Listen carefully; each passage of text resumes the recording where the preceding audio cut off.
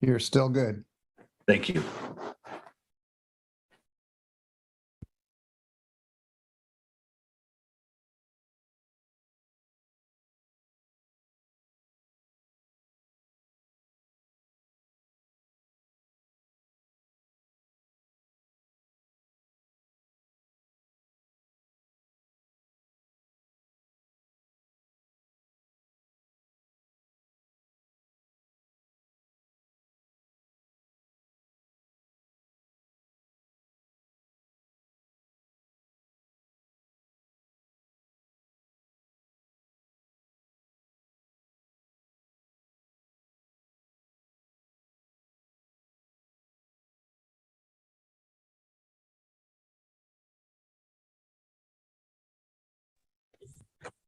And I know they took one thing, but they were back up there yet. Building up to. So my. Yeah. Whatever, like musical chairs. You'll be there, we'll have to move next meeting, right? Because Katie needs there. Oh, okay, but we don't have, well, next meeting. Steve, can you hear me? Very well. I mean, I could be here. No, just stay there. That's fine. No, but I'm just saying, she sit there that way. Can you hear me? Yes, I can hear you. No, no, no. How are you looking?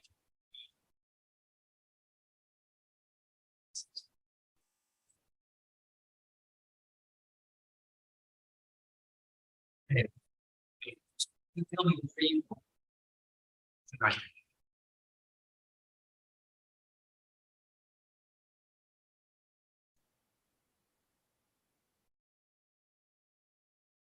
Not hearing you. Are you ready? Yeah, okay. I think everybody is in place. Thank you for coming to the December 13th, 2022 City Council, Trinidad City Council meeting. It looks like we have a really exciting meeting tonight. We've got a new council that we're going to be introducing and putting in, and we have lots of good news along with that. I'm going to be running the meeting, but Mayor Ledwig is here. You can see him up there. He's off doing business, but he's going to be here for some items tonight. So we're going to get started right now, beginning with the Pledge of Allegiance.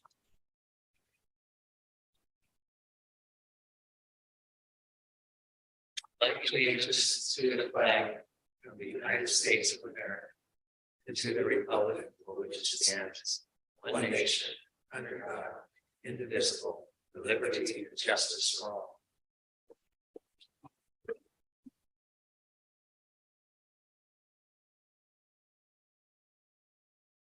We do not have a closed session, so we are going to begin by looking at our agenda. By the way, it is the last meeting of 2022. It was another exciting part of tonight. So I would like to know if anybody needs any kinds of changes or anything you wish to look at the agenda, or shall we approve it? We could have someone. Move to approve tonight's agenda. And I'll second it. All right, we'll just do it all in favor. Aye. All right, and it passes. And now we have to look at the minutes. I hope you all had a chance to look at them. Do we have any, anybody up in the council have something they wanted to look at in the last month, which is the 11th, November 8th minutes? Any changes? None for me. Mayor Ladwig, do you have anything to add? No, I do not. Thank you much. Okay, then we need a motion. Oh, first, is there anybody in the public who had any questions or needed to ask, have any issues with the December 11th meeting? Minutes. I'm sorry, the November 8th. Minutes. Okay, I see that. I'll move to approve the minutes from November 8th. I'll second it. Okay. All in favor? Aye. All right. Mayor Ladley? Aye. Aye. Thank you. We have it's 4-0 and passes. So we're gonna have some, we have council reports. Let's start. Jack, do you have any council reports tonight? I'm part of the Redwood Coast Energy Authority. There's some exciting things happening over there.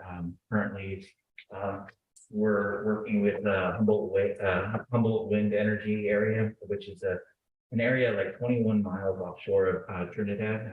There was a current lease.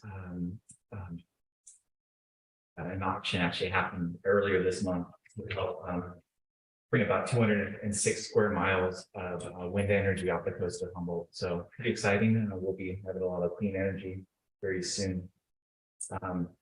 Also, it looks like PG&E might be increasing their rates Eagle this year about 3%. Redwood Coast Energy Authority strive to make sure that their rates are still lower than PG&E's rates, so they're still at half a point less than what PG&E is. That's all I have. Thank you. Good news. Councilwoman Kelly, do you want to do something? You have something to report? I have a couple of quick things. The Water Advisory Committee met on November 14th, and some really great news. Eli mentioned, I think in his last staff report, is that the leaks in town have been fixed and substantially different water loss from 48% down to 11.25%, which is below the standard. So it's, in other words, really good news. We're not losing as much water. Staffing was completed. So Sina Soleimani, I think I'm pronouncing that correctly, attended our Water Advisory Committee meeting, and he's now taken over the water plant. So for people who are concerned about kind of the costs of having an interim contractor, we're back to just time and materials as sort of a backdrop to our own staff in the water plants. Good news. And that was talked about at WAC. WAC did request, the committee did request more information on the Pacific Watershed Associates and what they're doing on the Humboldt project. So I'll add that to future topics. Drinking water quality report has been requested for, I guess 2021 wasn't completed, so we've requested one for 2022. And in terms of resiliency, which was the other topic, we talked a lot about rainwater catchment, and I think everybody saw the presentation in council about that, but we have asked the Planning Commission to continue to work on pre-approved permit templates for people to install their own rainwater catchment. So that was the Water Advisory Committee. Then we had a quick website task force, because we've gotten a lot of feedback about the website. And we met with our current service provider, Eli and Gabe and I, and Eli set up 2 meetings for us with vendors, and we'll cover that more in future city council meetings, but we are making progress there. Last one I have is the Planning Commission. The meeting for November was canceled, but I did have a meeting with Richard Johnson, the Planning Committee Commission Chair, and Trevor Parker, the city planner, regarding the general plan. And we have a good, I think, action in place. Those of you that were at the last city council meeting know that Supervisor McGrone and others, including myself, kind of cautioned that we're in the last mile of getting our general plan done, and we don't want to lose momentum. And so I think we came up with a good plan with staff's help to have a monthly meeting with the California Coastal Commission, make sure that that they're kind of taking and tying their action. And then we're also going to work on an overall project plan with milestones and timelines. And then finally, we've asked for help from the city staff to prioritize SHN resources. So the city planner, Trevor, works for SHN, and we would like to make sure that she sees the general plan as a priority. And I guess I'll just say, for those of you that don't know what a general plan is, that's kind of the city's constitution. And so once we get that done, all the ordinances and everything else kind of cascade from that. So a little bit of a long story there, but that's my report. Thank you. That's lots of good news you presented. Thank you very much on a roll here. Yeah. Mayor Ladley, do you have anything to report tonight? Yes, thank you much. Also, thank you, Jack, for stepping in and running the meeting. I'm visiting family, so I really appreciate you stepping in. was able to attend the first of many meetings about the coastal resiliency efforts.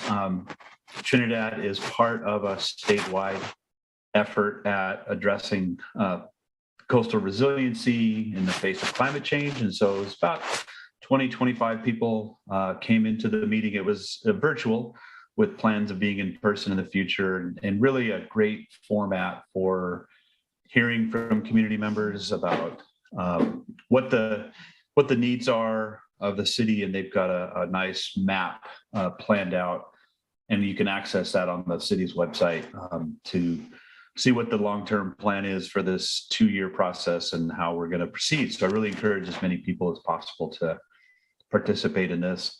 Again, we're part of a statewide effort. So it's both local and global in that sense. So really encourage that participation.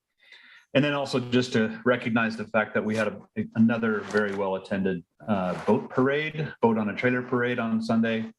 And it's just really great to see so many people out and about enjoying what makes Trinidad beautiful. So that is my report. Thank you. And I'll make a brief report on our, I don't have an HCOG report this month. So I will report on a little more about our Trails Committee. We are going to be meeting after the break, after Christmas. We'll be coming back and meeting. We're going to start looking at these trails. I think we have a good plan to begin looking at our trails will be getting the new posts out and start, if possible, getting them put in. We hopefully will have at least some of the trails marked and some new trail ideas, including possibly working on a map before the summer. That's the goal. So we'll see how well we can do. So it's been nice to have a great group of people working on the Trails Committee to try to see this move forward. So with that, we will go on to hear our staff report from CNN. First of all, we have law enforcement. Lieutenant McCall is on the Zoom, so I will turn it over to Lieutenant McCall to give us an update on law enforcement in the city.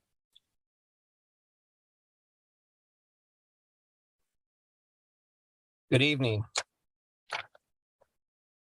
So yeah, looking at the stats for November, calls for service were down by about 20%. We had 154 calls for service in the Trinidad area in October. It was down to 122 calls for the month of November. Reports taken were also down by cutting half. We went from 12 reports taken in October to 6 in November. However, arrests were up, went from 1 in October to 5 in November. 3 felony investigations for November and 6 misdemeanor investigations. Looks like no real significant violent assaults or crimes. There was 1 general assault, 2 burglaries, which would be residential and or vehicle, 2 vandalisms, and 1 trespass prowler call, 5 alarm calls. There were 7 patrol checks, 4 pedestrian checks, and 5 suspicious vehicle calls. Putting miscellaneous calls down from 114 in October to 95 in November. So it's hopefully December holds with that. It was nice not seeing a big uptick in thefts and stuff like that, especially this time of the year when that stuff seems to get on the rise as people are shopping in packages and stuff are showing up.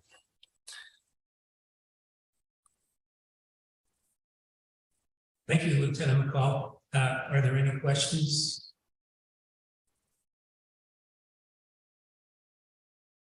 Okay, yes, come up to the podium, please.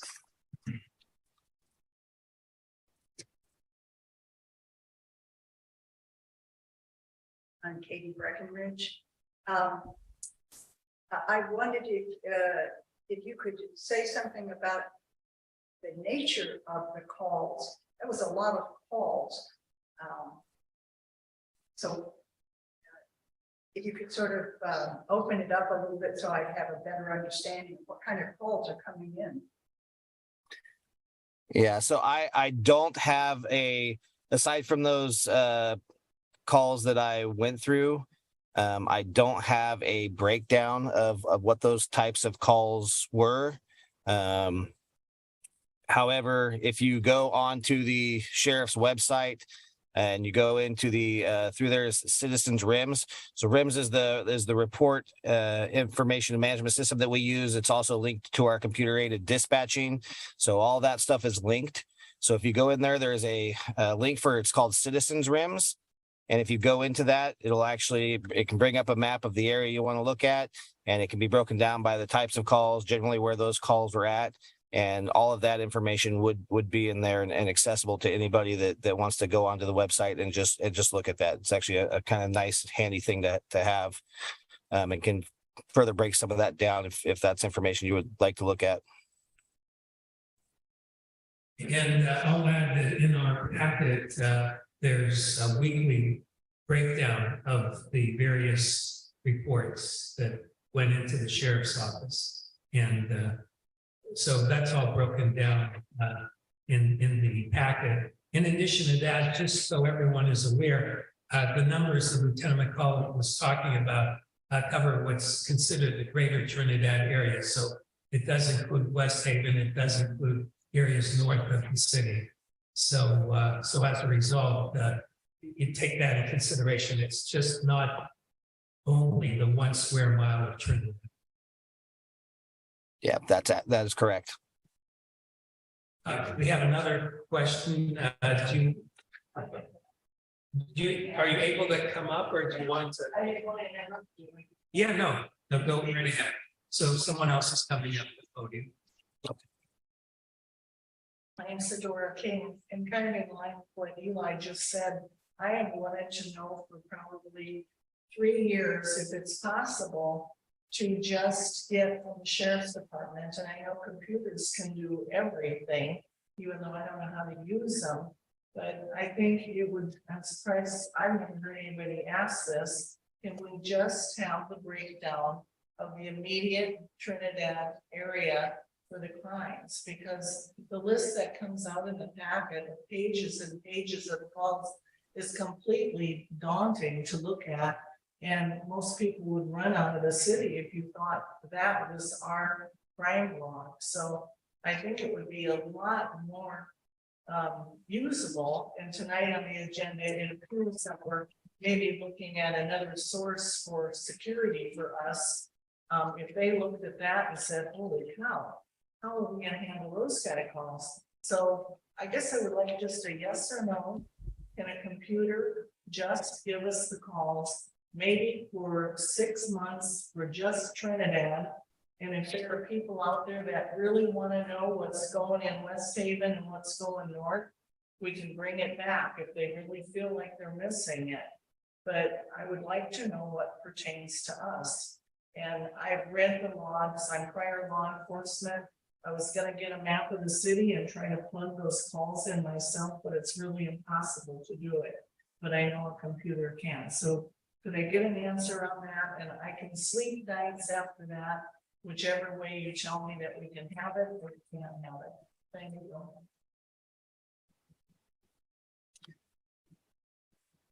Well, try and I guess answer from my side. With pulling that stuff up, it's difficult to, at least from my understanding, and I am not a tech guru when it comes to pulling all this stuff up. We have some analysts and other people that pull that information out. From my understanding, and I can definitely inquire to see if there's a way to get that a little more defined. But my understanding from asking that question before, because it's not the first time it's come up with that, is that because the way we pull the stats is usually by an area code or an affected area, it's hard to go into the system to define. You can't just go on the map and draw the city limits and pull up the calls that way. So it ends up obviously bringing in calls from outlying of specific to city limits. I know from some past conversations, a lot of people do like that, because even though something may not have happened, for instance, in the city limits of Trinidad itself, a lot of those areas that are very close by, it's still part of the community, and it still kind of can have direct correlation to stuff occurring in the city. As far as if you wanted to look at more direct to Trinidad itself, again, that citizen RIMS, because it pulls up a map and you can look at the calls for service, and as long as you're aware of where city limit lines and stuff are at, you could actually kind of get a better idea of that. Like I said, I can definitely inquire to see if we can get something a little more specific, but I don't know that it's going to be easy to extrapolate all that data out of there, and then also not potentially leave stuff out that people may want to see or be aware of. I just wanted to add that, as Lieutenant McCall mentioned, the Humboldt County Sheriff's Department website has something called a heat map. And on that heat map, you can drill in and see all kinds of data. And so I think maybe it's an action we could take to see if there's a way to print it out. Because I know I can see it visually on the screen when I do the heat map, but I haven't yet tried to print it. So, and I'm happy to send out the link to that if anybody doesn't have it. I'll send it to city staff and they can post it. Thank you. Are there any other questions?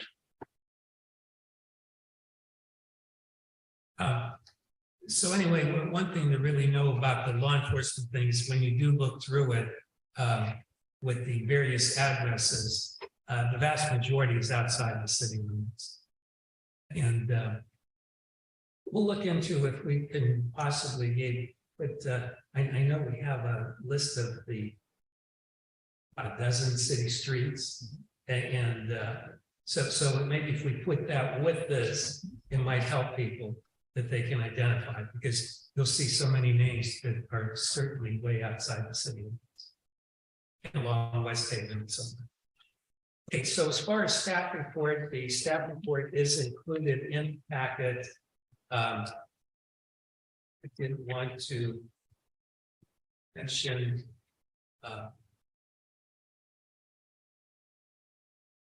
so yeah, fortunately, we've been getting a decent amount of rain. So the flow in Leopolds Creek has been good. And then our public works staff had attended a public works forum in Fortuna several weeks ago. Our auditor finished his work on site, now is putting together the audit at his office.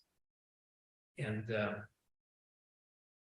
so we've included in here information about the TOT revenue, which was up for this last quarter of July to September 2022 compared to 2021 by approximately almost $5,000 more. And as far as the renewal process, Jennifer gave me updated figures. We received 10 applications back. 9 have been scheduled for inspection and 1 has been completed. We're running fairly ahead of schedule since these were sent in the middle of November, and they're technically the due date would be the end of January. That's still the correct time, same time period. So we are ahead of schedule there. Business law application, I'm sorry, the business license applications are also sent through they can be completed through a PDF online, and they were sent as in an email. And if people want to request a paper packet, they can. And also the business licenses can be done online now. Jennifer had prepared all of those forms, and this is the first time we're doing them that way. And the community yard sale, just to let everyone know in advance, is that it would be June 3rd of 2023. So people can plan that in their calendars once they get the new calendar out for January.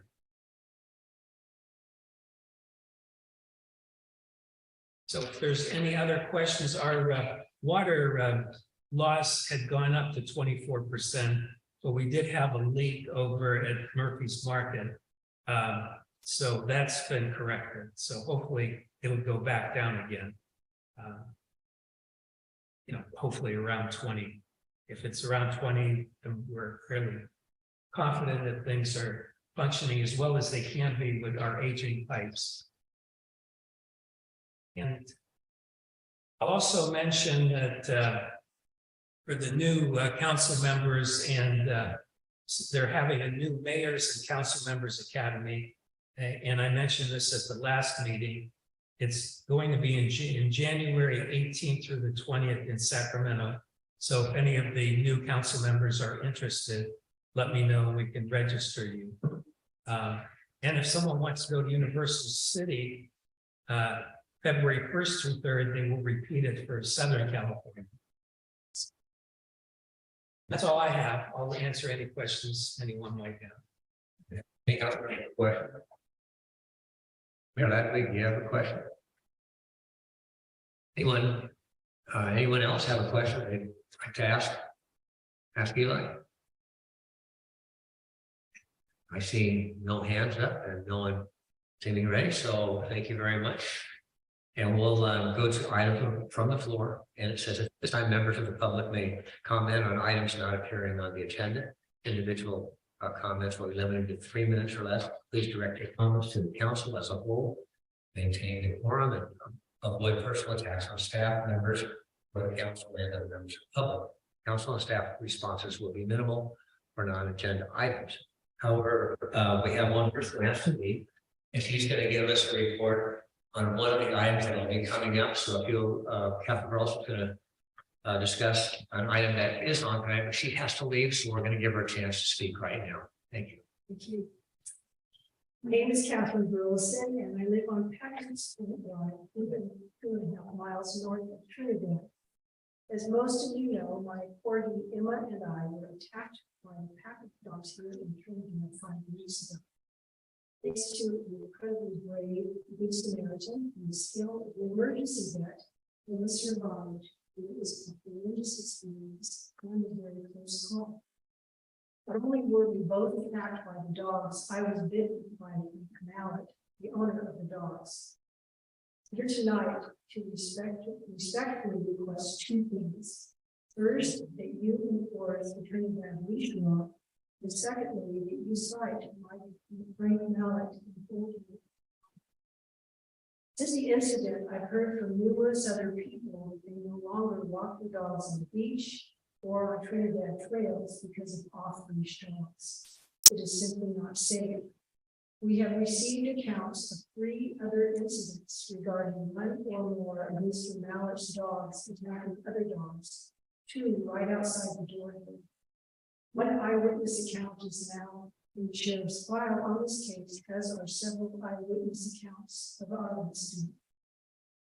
I've lived in Trinidad for over 30 years, and I never thought I would consider it unsafe. But times have changed and we need to adjust. This incident, as horrible as it was, could have been much worse. Frank Mallet often had that van of unrestrained dogs parked right outside. I'm sure all of you someone between the time. This is just across the street from the grammar school. Think about that, the grammar school. None of us want to even imagine what might happen if such an attack were to involve children.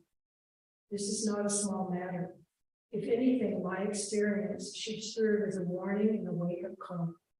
As leaders of this community, dedicated leaders in this community, your first priority must be public safety. If we don't have that, nothing else matters. I urge you to do everything possible to enforce the leash law. And furthermore, and equally important, Frank Mallet must be cited until accountable for breaking the law. For coming in and letting us know more about that incident, and we are going to be looking at it later and continuing to look at it in the future. So it won't stop here at all. Thank you. It's a count. Well, we'll move on. We'll get back to this soon. Does anybody else have an item from the floor they'd like to bring up? Yes, sir. Hello.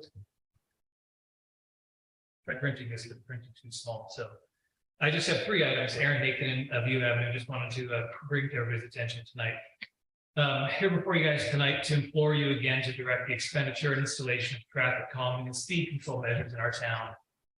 Rather than only gripe about the problem, I'm coming with some solutions and ideas and information. I'm willing to donate time to work with or for the city to make these solutions happen. Typically, I'd like to see speed humps on 2 residential streets, Ocean and View, that service alternate routes to and from the harbor and as part of the school drop-off pickup traffic flow through town. I suggest that 2 per street strategically spaced to prevent drivers from gaining significant speed over any distance would be a great starting point.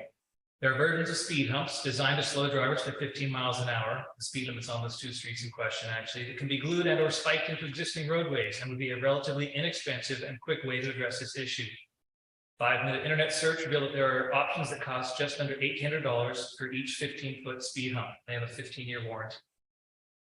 I'd also like to suggest the city purchase 1 or 2 of the semi-portable radar speed signs that can be mounted to signposts throughout the city that will help bring attention to actual speeds versus posted limits. They are removable and can be placed in different locations to address issues and speeds in specific areas. And again, a 5-minute internet search revealed that those retail right about the $2,900 mark. Also, I reached out today to Caltrans and have contact information for the Deputy Director of District 1 for maintenance and traffic that could be contacted to see if there could be any cooperation between Caltrans and the city to borrow one of their trailer mounted versions. I don't know if the sheriffs have them. I've mentioned those before you guys. I think there's options to just kind of really raise awareness. That's the first issue. It's been a source of discussion much longer than I've been a part of this community. Let's act on it now. It's relatively easy, simple, and we can get it done and cross it off all of our lists.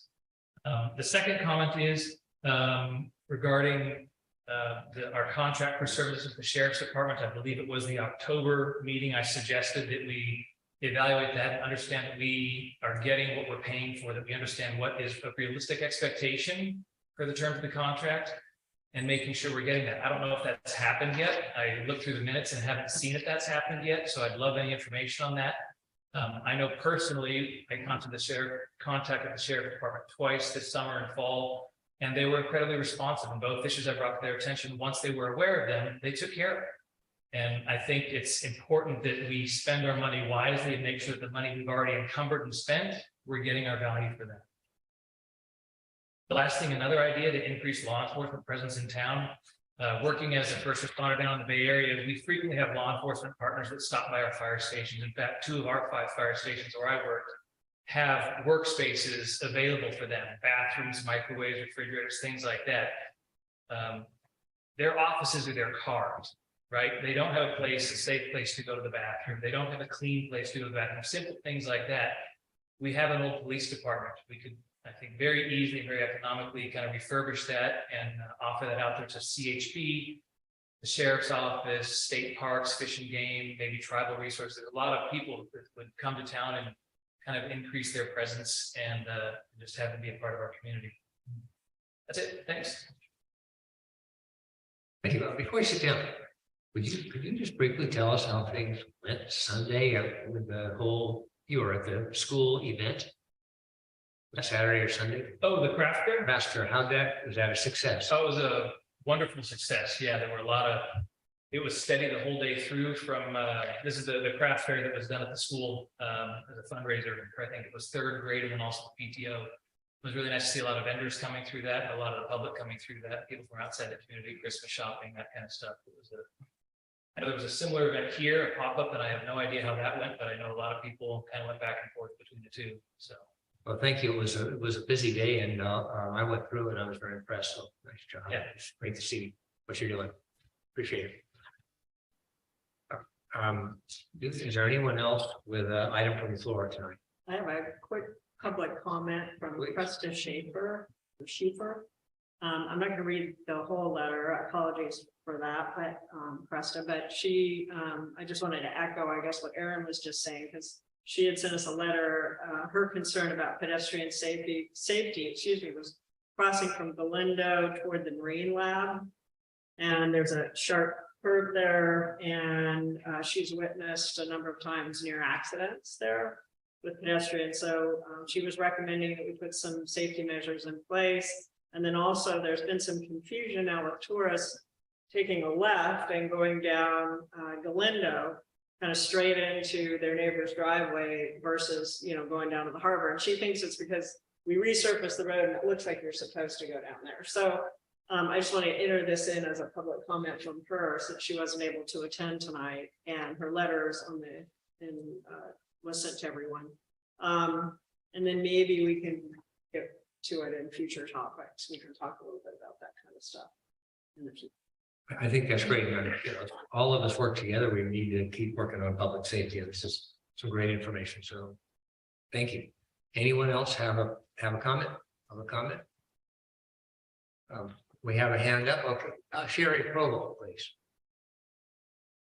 Thank you. Good evening, council members.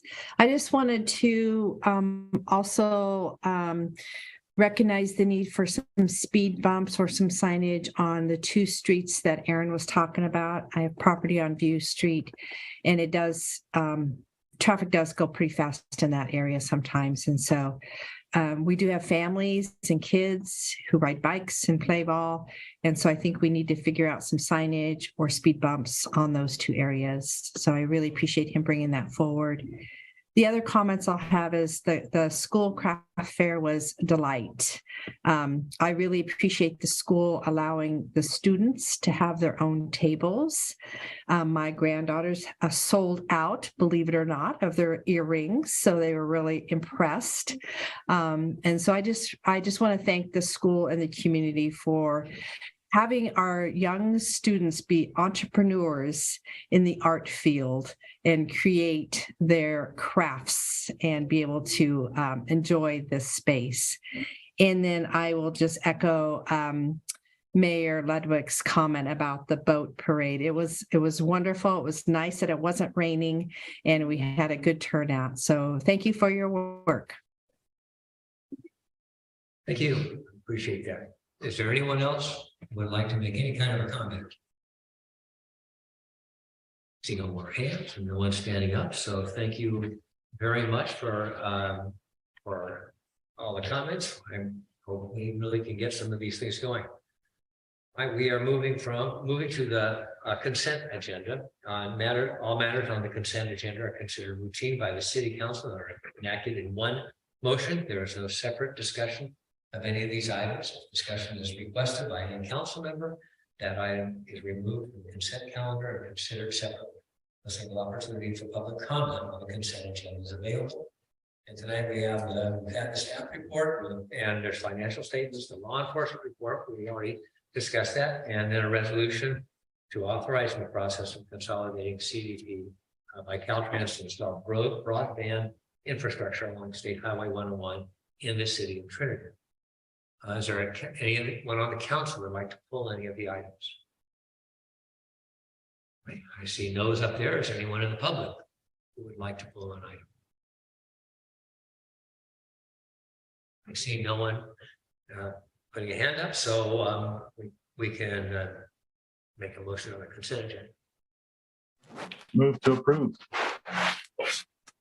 Second. Okay, let's do a count on this. Okay. Motion by Mayor Ladwig, seconded by Councilmember Kelly to approve the consent agenda as submitted. We'll start with Mayor Ladwig. Aye. Kelly. Aye. Tuttle. Yes. And West. Yes.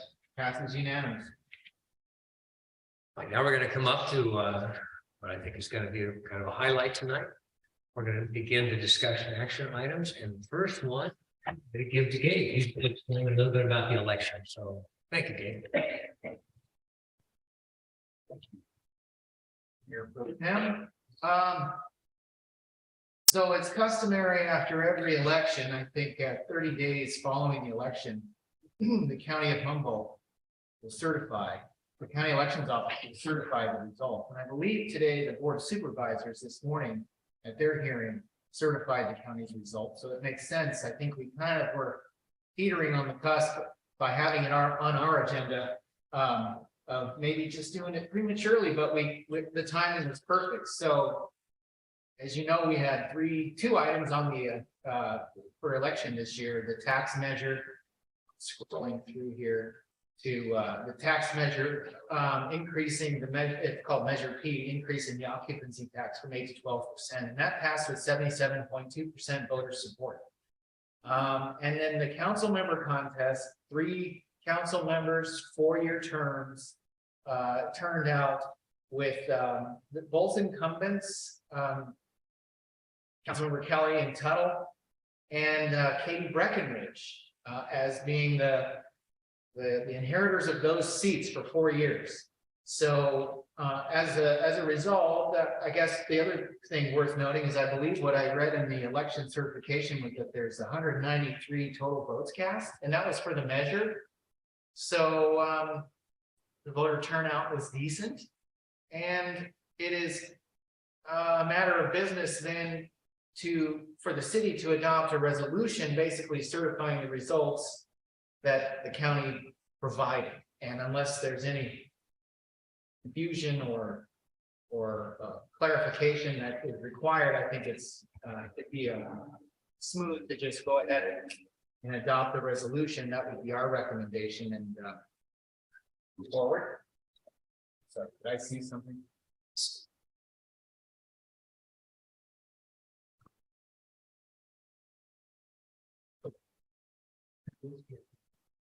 Oh, okay. What Eli's pointing out to me is that maybe is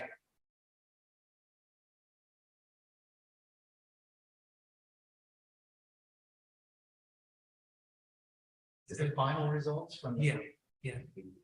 These are exactly what you have. Oh, the vote by mail. I'm sorry. So as a matter of accuracy, and I'm glad Eli pointed this out, is that when I created this resolution, I just used the vote by mail totals for the percentages, and that's what he's mentioning to me right now, which are just a tiny fraction off. I guess I did not include the votes at the polling place, which were 17 out of 469. So it slightly tweaks those totals. And if it's okay with the council, this resolution can be adopted with the, let's just call them the amended percentages. It looks like, for instance, Katie Breckenridge, I have 31.56%, but in the certified results, this is just an error on my part. It's 31.28. So it's very minor. We're talking about a few votes, but I think for the purposes of just absolute accuracy, I should probably add that to the motion tonight. That's okay. You know. Yeah. Thanks for pointing that out. Thank you, Gabe. Now, so does the council have any questions about tonight?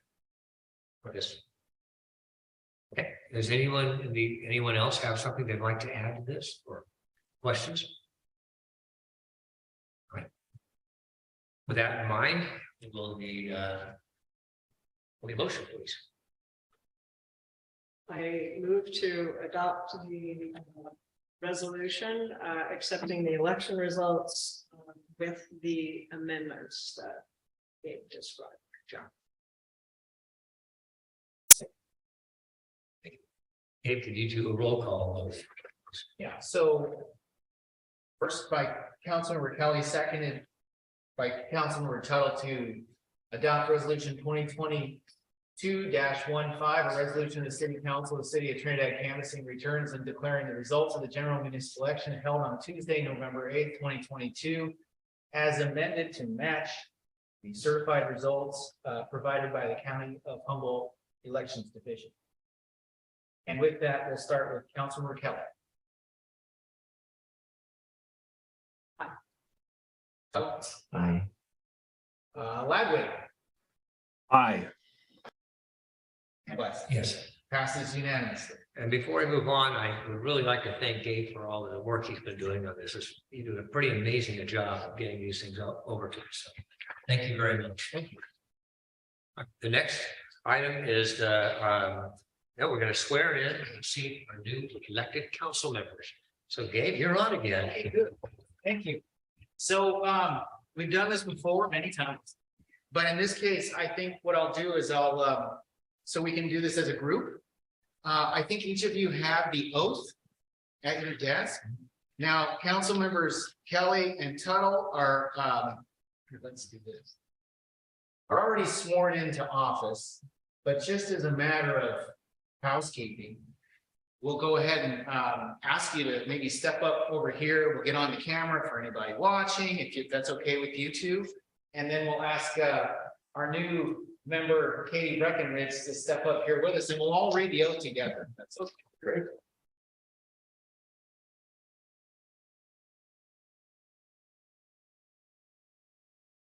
So why don't, so we can get everybody on. First of all, to everyone. And I'll ask you all to raise your right hand. And I'll read a sentence. And first by everybody state their name. Jack Tubb. Okay, and I'll read a sentence and you can repeat after me. So that I will support and defend the Constitution of the United States, State of California against all enemies, foreign and domestic. That I will support and defend the Constitution of the United States and the State of California against all enemies, foreign. I will bear true faith and allegiance to the Constitution of the United States and the State of California. I will bear true faith and allegiance to the Constitution of the United States and the State of California. Then you take this obligation freely without any mental reservation or purpose of evasion. And I take this obligation freely without any mental reservation or purpose of evasion. And that you will faithfully discharge the duties upon which you are about to. And I will faithfully discharge the duties upon which I am about to. Congratulations.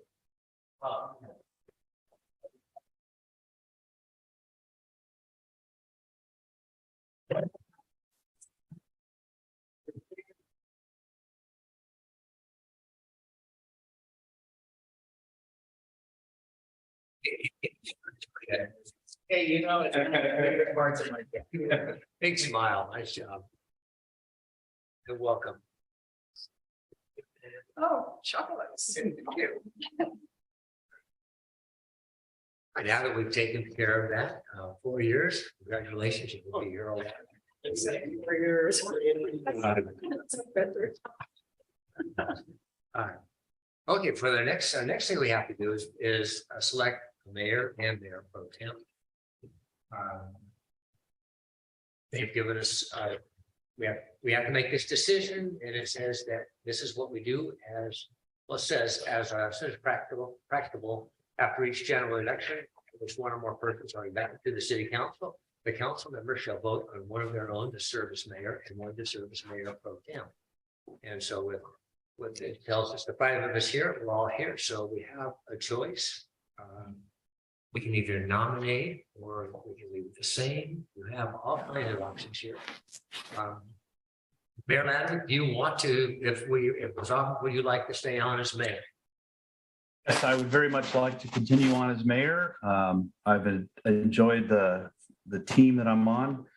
I'm also open to other people. Certainly leadership is not by one person, but I do have a couple of initiatives that I would like to continue to work on. And so that is my platform. And I have certainly enjoyed working with Steve, and I have no problem staying on as the mayor pro tem.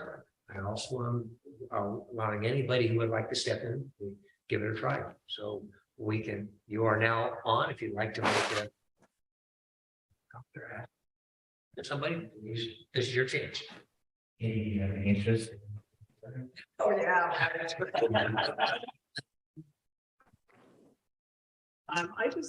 Steve has been mayor for how long now?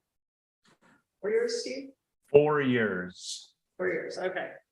And you already asked the question about whether Steve wanted to continue, so that's good to know.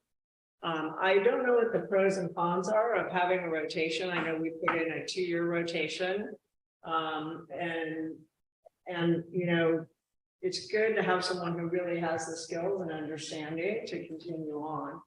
But it's also good potentially to have a rotation. So I'm going back and forth because I think, Steve's done a fabulous job leading these meetings and, clearly has some things that he wants to continue doing, but then I'm also kind of thinking that it's good to rotate from time to time. So I'm just gonna kind of hold my thoughts for now and see what comments come out of the discussion. And if I could jump on that, Cheryl, and I'm sorry that I'm not there. I really appreciate being able to participate this from afar and be with my family down here in SoCal. I agree 100%. And I think I think we've made some very good strides in making sure that everybody on the council is participating, at very full capacity, right? So I guess I just say that in support of your interest in keeping a lot of people involved and whatnot. I believe that our council is doing a good job at that, and that's not meant to, usurp the rotation idea. I think it's just really meant to support it. If you have any comment. Cheryl, do you have any interest in? I always go where the need is greatest, so I'm happy to step in wherever I'm needed. I enjoyed chairing the planning commission for a few years. I also enjoy working with our mayor. So, I open either direction. Well, in order to, Katie, do you want to add anything? Do you have any? Well, in light of what's been said, would you have any interest, Jack? Well, I've enjoyed working with this. I would be glad to continue. I think we've kind of got a lot of things going, but all of us, anyone here would be a great mayor pro tem. So I'm not stuck, but I do enjoy what we're doing. So I have no problem. I would enjoy staying on. My question was really, would you take the position of mayor? Would you be interested in that?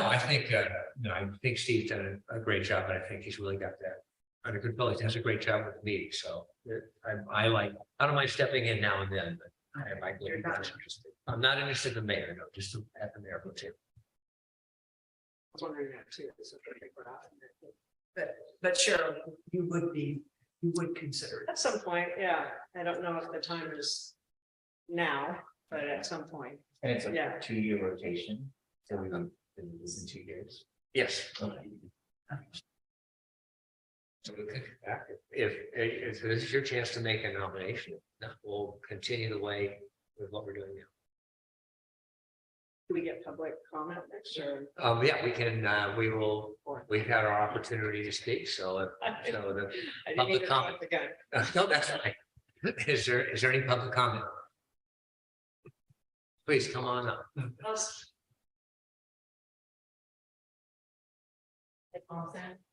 A lot of mouth. That's my, anyway, no disrespect to Mayor Ladwig, but I would like to see a rotation in that. I think 4 years is a long time, and I would like to see someone from the council as our new mayor. I think it's important to just share everyone here. I'm really impressed with, and congratulations to with the people that are council members, but I'd also like to see you just have new ideas and just a new energy, and it's important that we do that.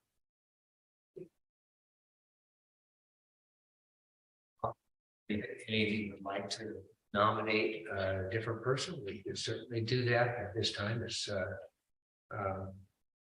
we need to kind of start off with someone who would like to make a change and would like to nominate someone to make that change. I'd like to nominate Cheryl.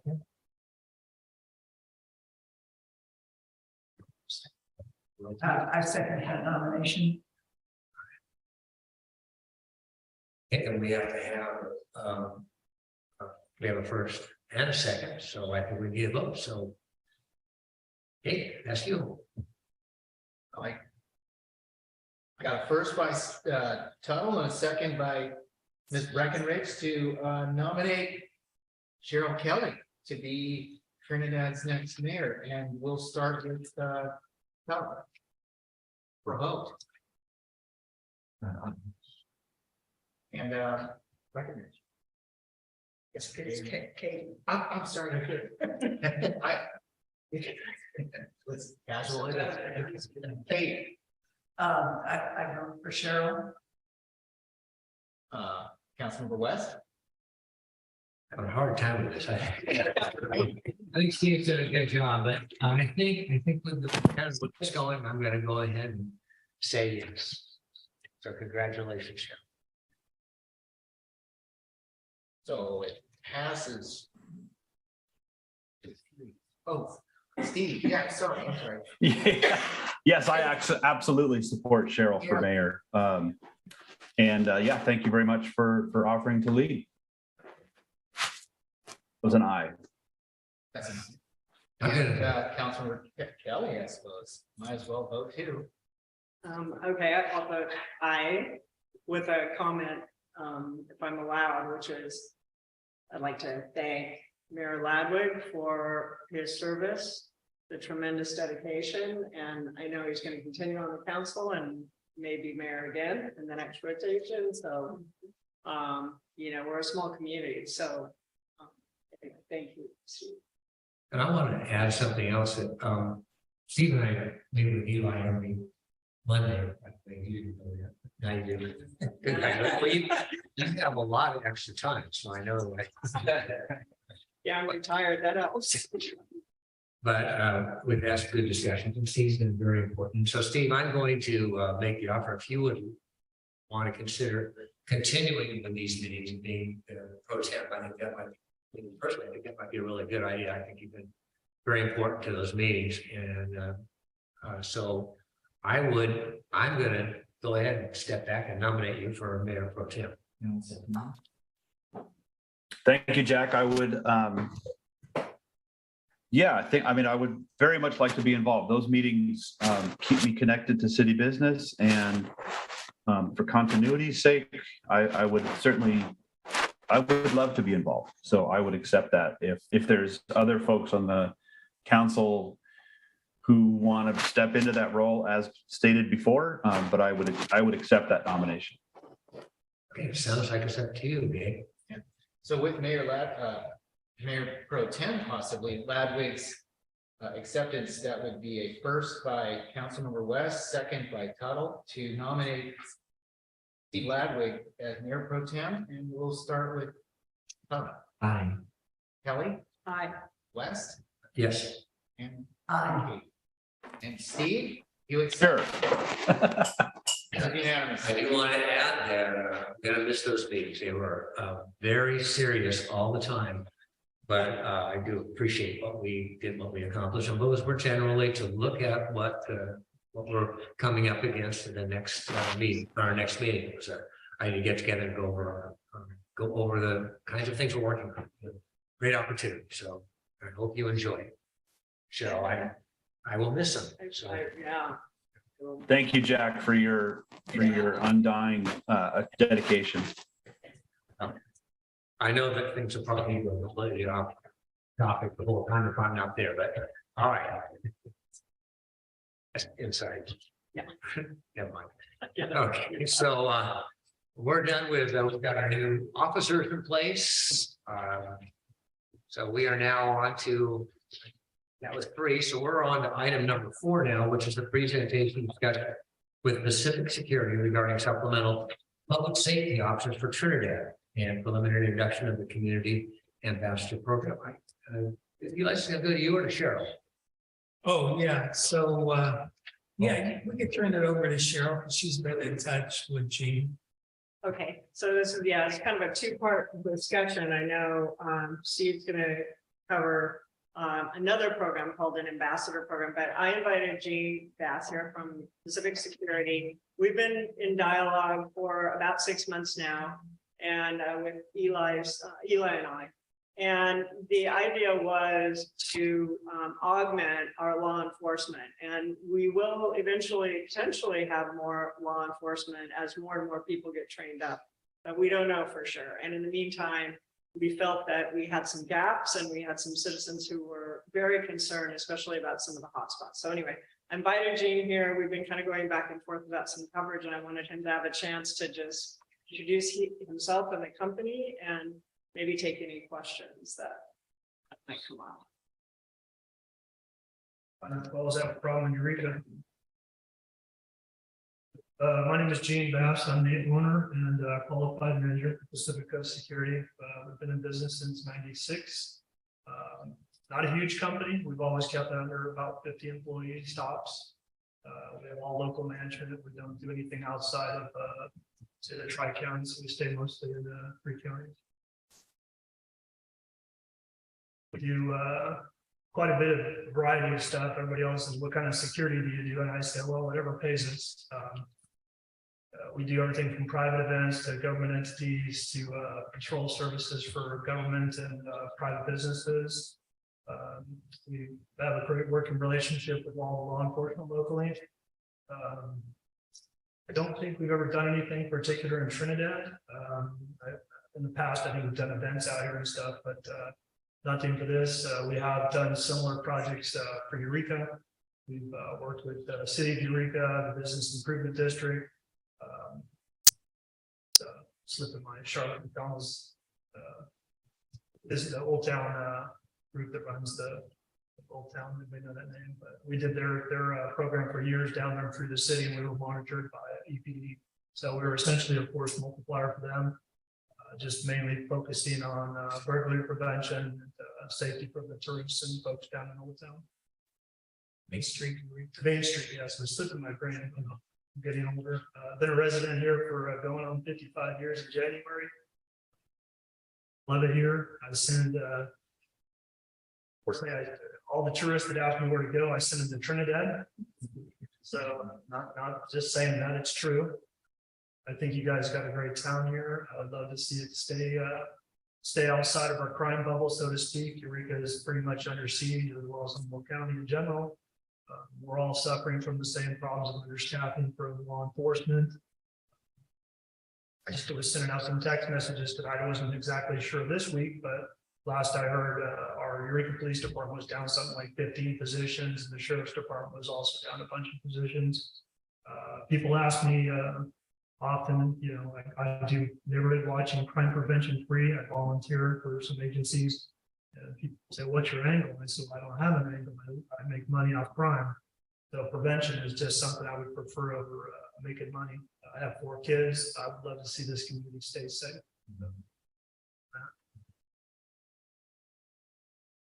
That's great. I don't know if Eli, if you had anything you wanted to add. Yeah, I just wanted to add that I spoke to King On, who's the executive director of Sarah, our insurance company. So he did say that there's 50 cities altogether in Sarah. He said a number of them do have private security. They're always concerned about the contract, so they wanted to make sure that we had that they'll review our contract. And as far as the level of security, they were suggesting not to carry firearms. And then, of course, basically, the security would be observing, reporting, and at the same time calling the sheriff if anything needs to be done. And basically, their presence would be a deterrent to crime. Yeah, so that's basically what he was commenting on. He said that generally they proactively engage the law enforcement as needed. So. Yeah, so as a trend, pretty much in the United States, everybody's suffering from law enforcement shortages right now, and unfortunately, being in uniform is not super popular as it once was. I think the stats I looked at were roughly about the same amount of police officers as security in the state of California, about 150,000. Levels of training for security run again, and it's not the old days of when we think about security, working at the mills, you know, punching key clocks. I've got retired police officers that work for me. Along that military background, so they're good people, and they care about the community. We generally, when we put somebody on site, we try to fit them with the need, like we're talking about in armed security. That's not a super popular position right now to address in uniform unarmed, but we do have some officers that will do that. You know, and a lot of that has to do with the current crime stats. And I don't think you guys, we'll have to look through your crime stats. I don't think there's anything glaring here. So I think it would be fine. Well, I'm going to ask a quick question. I just want to know, what are the hours that you can keep? Well, we could work 24 hours a day, but I don't think you want to pay us to do that. So just, I think what we had talked about was doing some, getting our feet wet, so to speak. doing some smaller 6-hour shifts, and I don't know that those have been nailed down, but there were just some trial areas. I understand you guys got a few spots in town where you might have some concerns about loitering and other issues, but our primary focus would be whatever you guys felt was important. You generally are going to be see these people and trying to work with them. It's not like a police type activity. So we have a lot of experience. We do shopping malls are a real challenge because technically it's private property, but we want to allow people access. So there is some access issues, but for the most part, we just engage people and try to get them to move along civilly if they're not doing business with, say, your local market or something, or it's all private property, so you guys have the discretion as far as your businesses go, what you want to allow on your property. Some merchants don't mind it, some do. So it's beneficial for us. We can respond typically for a town like this. I can imagine our response time would be less than a couple minutes. Which is, in all due respect to the sheriff's department, a drastic response, a better response time if you have to call. I mean, even for us, if we have to call law enforcement, our average wait time, even for the city of Arcadia, is 20 to 30 minutes. So anyone else have a question? Yes, I did. So the idea being that you would be in town and if you weren't encountering a particular event, it would be your presence that would be a deterrent and a reassurance. So I can't tell you because I'm not sure what you guys have talked about, what you expect for needs, but I can tell you how it works for most clients of this type of situation. As when we're not actively doing something, we're just doing preventative stuff. Like I heard some concerns about the trail. I don't know if that's in your city, but we can surely monitor that. I know a lot of people when we're out and about doing jobs, people, even though we do a lot of the mini marts, people say, well, the reason I stopped here 1 in the morning is because I saw security. So I think people tend to feel safer if there's some sort of presence in certain areas. I don't know. I'm not super familiar how your city's working. You would have so many hours a week or a month that you would be on here in Trinidad.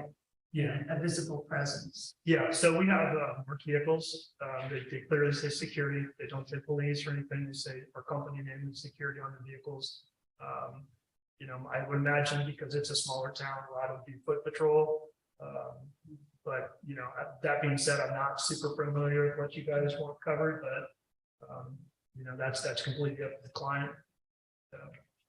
I mean, just the one piece of background, Katie, I think this came up before you were attending the city council meetings, but it kind of all this genesis of this a bit was complaints from all of the volunteer staff over at the library and the museum and so forth, that they were receiving threats and the threats were violent. And they were afraid to go to work. We lost a volunteer, et cetera.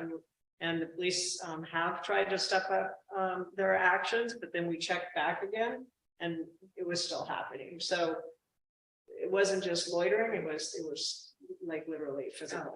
So we thought, well, maybe we need a little bit of support. And so that was the genesis of the idea anyway. So a lot of the problems that people face, like she's explaining, is not necessarily that those folks are breaking the law, but they may be under the influence of something or mentally challenged. We have a lot of that in Eureka, and really having those issues is not breaking the law. So what we do is just ask people to move along. I would say 99.9% of the time they're cooperative and they just, they leave the area. But there's that time frame for if you're having a problem at, say, a library and you've got an elderly, like our library, so mostly elderly women. If you have to call the sheriff's department, they'd be best case scenario 5-10 minutes out. That's a long time to wait for an aggressive person. So a lot of times we would definitely help you with that type of stuff, but a lot of it's just asking people to, comply with your policies that you have for the library as far as, if they're using the facility.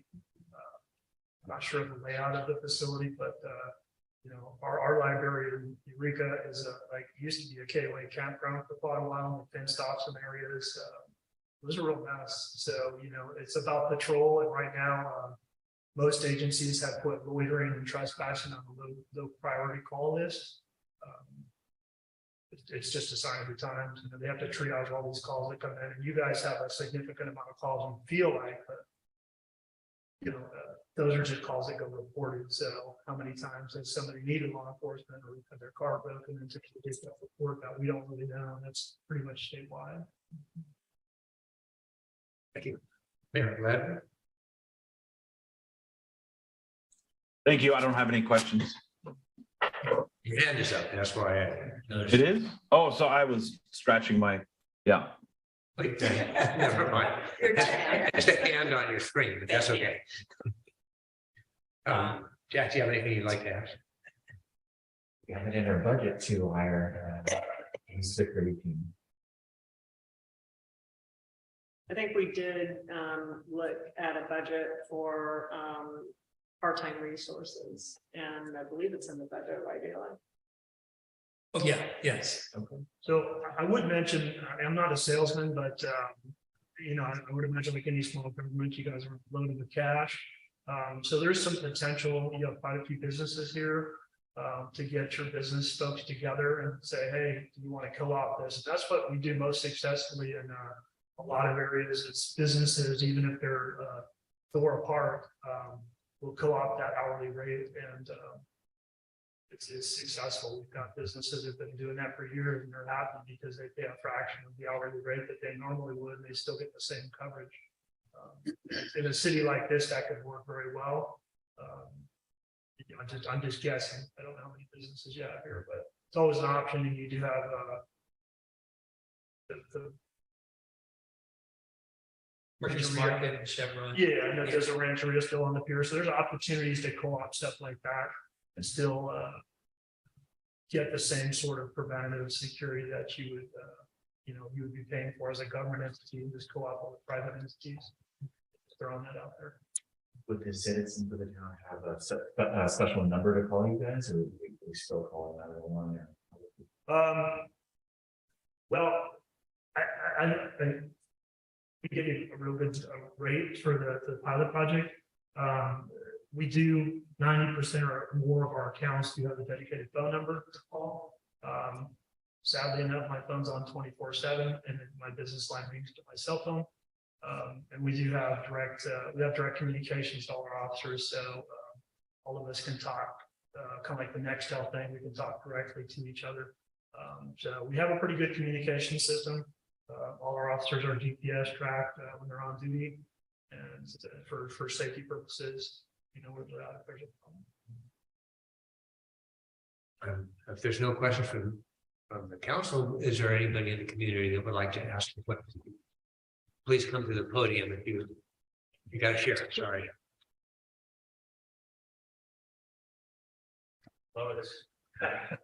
Or stand on my tippy toes. I guess I just had a couple of questions. One, thank you guys, the council, for addressing. I feel like I've been asleep at the wheel a little bit. This is the first I'm hearing about this, and it sounds like it's been ongoing for 6 months. So I guess I'm curious, how close is the city to inking a contract, moving forward with this? Where are we with this? I guess my first question. What Cheryl was getting at, we had mentioned it during the budget time as a possibility. And Cheryl and I had met Gene and talked to him before. This is the first time that the council is having this opportunity. Okay, so it's not about to go to action. There's going to be time for community input involvement, that kind of stuff. Okay. And then, so is it fair to say that a scope of services and what a typical 6-hour shift would look like hasn't even been broached or discussed yet? As far as the council and I guess I'm trying to wrap my head around. Yeah, so we've discussed it conceptually as a pilot, and we have discussed some part-time shifts. I won't go into detail about what those are, but I believe it'd be a set number of hours per week. And that's about as far as we've gotten. We had to give an idea of what the coverage model might look like to get an idea of the cost to put it in the budget. And then if it was approved at the council, then we would go ahead with a pilot project to see if it worked out and if it's beneficial. Okay, all right, so nothing's happening tonight, which is good. And I guess I would just make a comment. The character of this town that I've enjoyed in my short time as a resident, and as a resident really proximal to some kind of hotspots, right? I'm very proximal. We have a lot of folks that come to town and travel around the county throughout the day. I see a lot of folks enjoying our benches and our vistas, and then I see them elsewhere when I go about my business. And I want to make sure that whatever approach we do take, we continue to welcome everybody to our community, and that we're not doing a wholesale campaign of moving everybody on. I also am acutely aware of some of the concerns over at the museum, and I believe some of that's also private land. So I don't know where that obligation falls between, you know, for us and them and that kind of stuff, and making sure everybody's doing as much as they can, I guess. All right, that's it. Thanks. Adora, please. Thanks, John.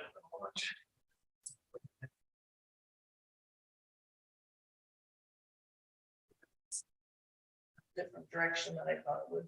First of all, thank you for what you do. The uniform doesn't, you're a cop to people, they don't know your security, right, or whatever, you're a cop, and I appreciate what you do out there in the citizens. The thing that I wanted to talk to about, looking at private security, my understanding is that we pay in the city for a full-time officer and a part-time officer under a grant. I believe that we still have those monies, and we consistently have our citizens in town saying, where's the police, where's the police? And now we're looking at bringing in another agency basically to do our law enforcement. I know we've got a contract, we've signed it, we've got to pay and follow through with what we've done. But now we're looking at spending more money on yet another agency. And I don't believe, and it's not an issue, I don't think that we can just hire a security office to do the city's policing. They're not on the same, and I don't mean to use the word level. The training is different. We're talking about apples and oranges when you're paying for police with a lot more training from security. And my only point of, I'm not trying to be a smarty or anything. The only thing is this time I'd like the citizens to know exactly what we're paying for. Something seems to be lost in the cracks on the last contract because we get from the county, sorry, we don't have the officers, and we'll get there when we get there. There's just a couple of things I want to point out. Correct me if I'm wrong. I don't believe that you have arrest powers. Security officers don't have arrest powers. So when you're called to a call, your main thing is to hold on to someone, observe and report, and wait for the same sheriff's deputy to come that we're waiting for to come right now. We do have arrest authority. Under citizens arrest, just like you would. Citizens arrest. Yeah, and that being said, we make a substantial number of arrests. It's up to the agency whether they want to take them to jail or site police them. Try to avoid that, but we absolutely make arrests. Okay, and you don't put anybody in the back of a police car. We don't They bring it down to If they're cooperative, we do not place them in a car, but if they're uncooperative, we would probably place them. And we you do waiting for the same people that we're waiting for right now. The main issues that we have in Trinidad with crime are residential burglaries. That's going, people that aren't aware, it's going into the houses, going into cars and stealing. Car break-ins, I've said that, parking issues, noise issues. The thing I want to, dog issues, dogs at the leash. If we call you, and I was surprised to say that you might, depending on the contract, you might come from another area to answer these calls for us. I was thinking we were gonna get our security officer in town. But we wouldn't dedicate. It wouldn't come out there. he would be here. And if we called your officer on, if you were made aware of the ordinance that the city has of vacation rentals, parking, would you dog leash, would you address those issues? And could you address those by maybe telling people to leave a party cite somebody that has a dog off the leash, are you able to do that yourself, or do you have to again wait for the county personnel to come and handle that? I'm not aware of how your city charter is set up, but I know the city of Eureka has utilized private security to do parking enforcement or EMC stuff. It's possible. I don't know how your charter is set up. And so it's completely up to you guys. It would obviously be something to have to look at with the contract. I appreciate your answers. I just hope that the city, if we choose to take on the expense of another agency to protect us, knows exactly what we're getting for our money this time. And, you know, they've got their place in law enforcement, but we're missing the top notch in hiring down here where their jurisdiction lies. So I hope you take a strong look at that and get some security. Thank you. Thank you. And I do want to add a footnote to make Dora aware that we used to have the contract with the sheriffs for the one dedicated officer and then an additional half officer. But in the last year to 2 years, they have been unable to provide us with dedicated officers. So as a result, we just have patrols that come through the city, approximately 3 per day. So the intent here was to have someone such as Pacific Security where they can actually be on the ground, physically be seen, and it would create a deterrent, hopefully, and especially in the area that we seem to have more traffic, as far as foot traffic, meaning between Murphy's to Chevron to the park, the library, the museum, and then, as was mentioned, they could also walk along the trails, which having a presence along the trails, I think would be helpful. Because even when we did have the dedicated sheriffs, I don't think they really walked the trails that I was aware of. I mean, they would be around and check where the trails are, but not necessarily walk them. So I think that would be an added presence. And this was Oh, okay. Okay. Yeah, that's fine. You can go ahead and come up for a comment. Great. All right, you come on up. That's fine. We'll keep it going. I just think you should, I think we should try this pilot program.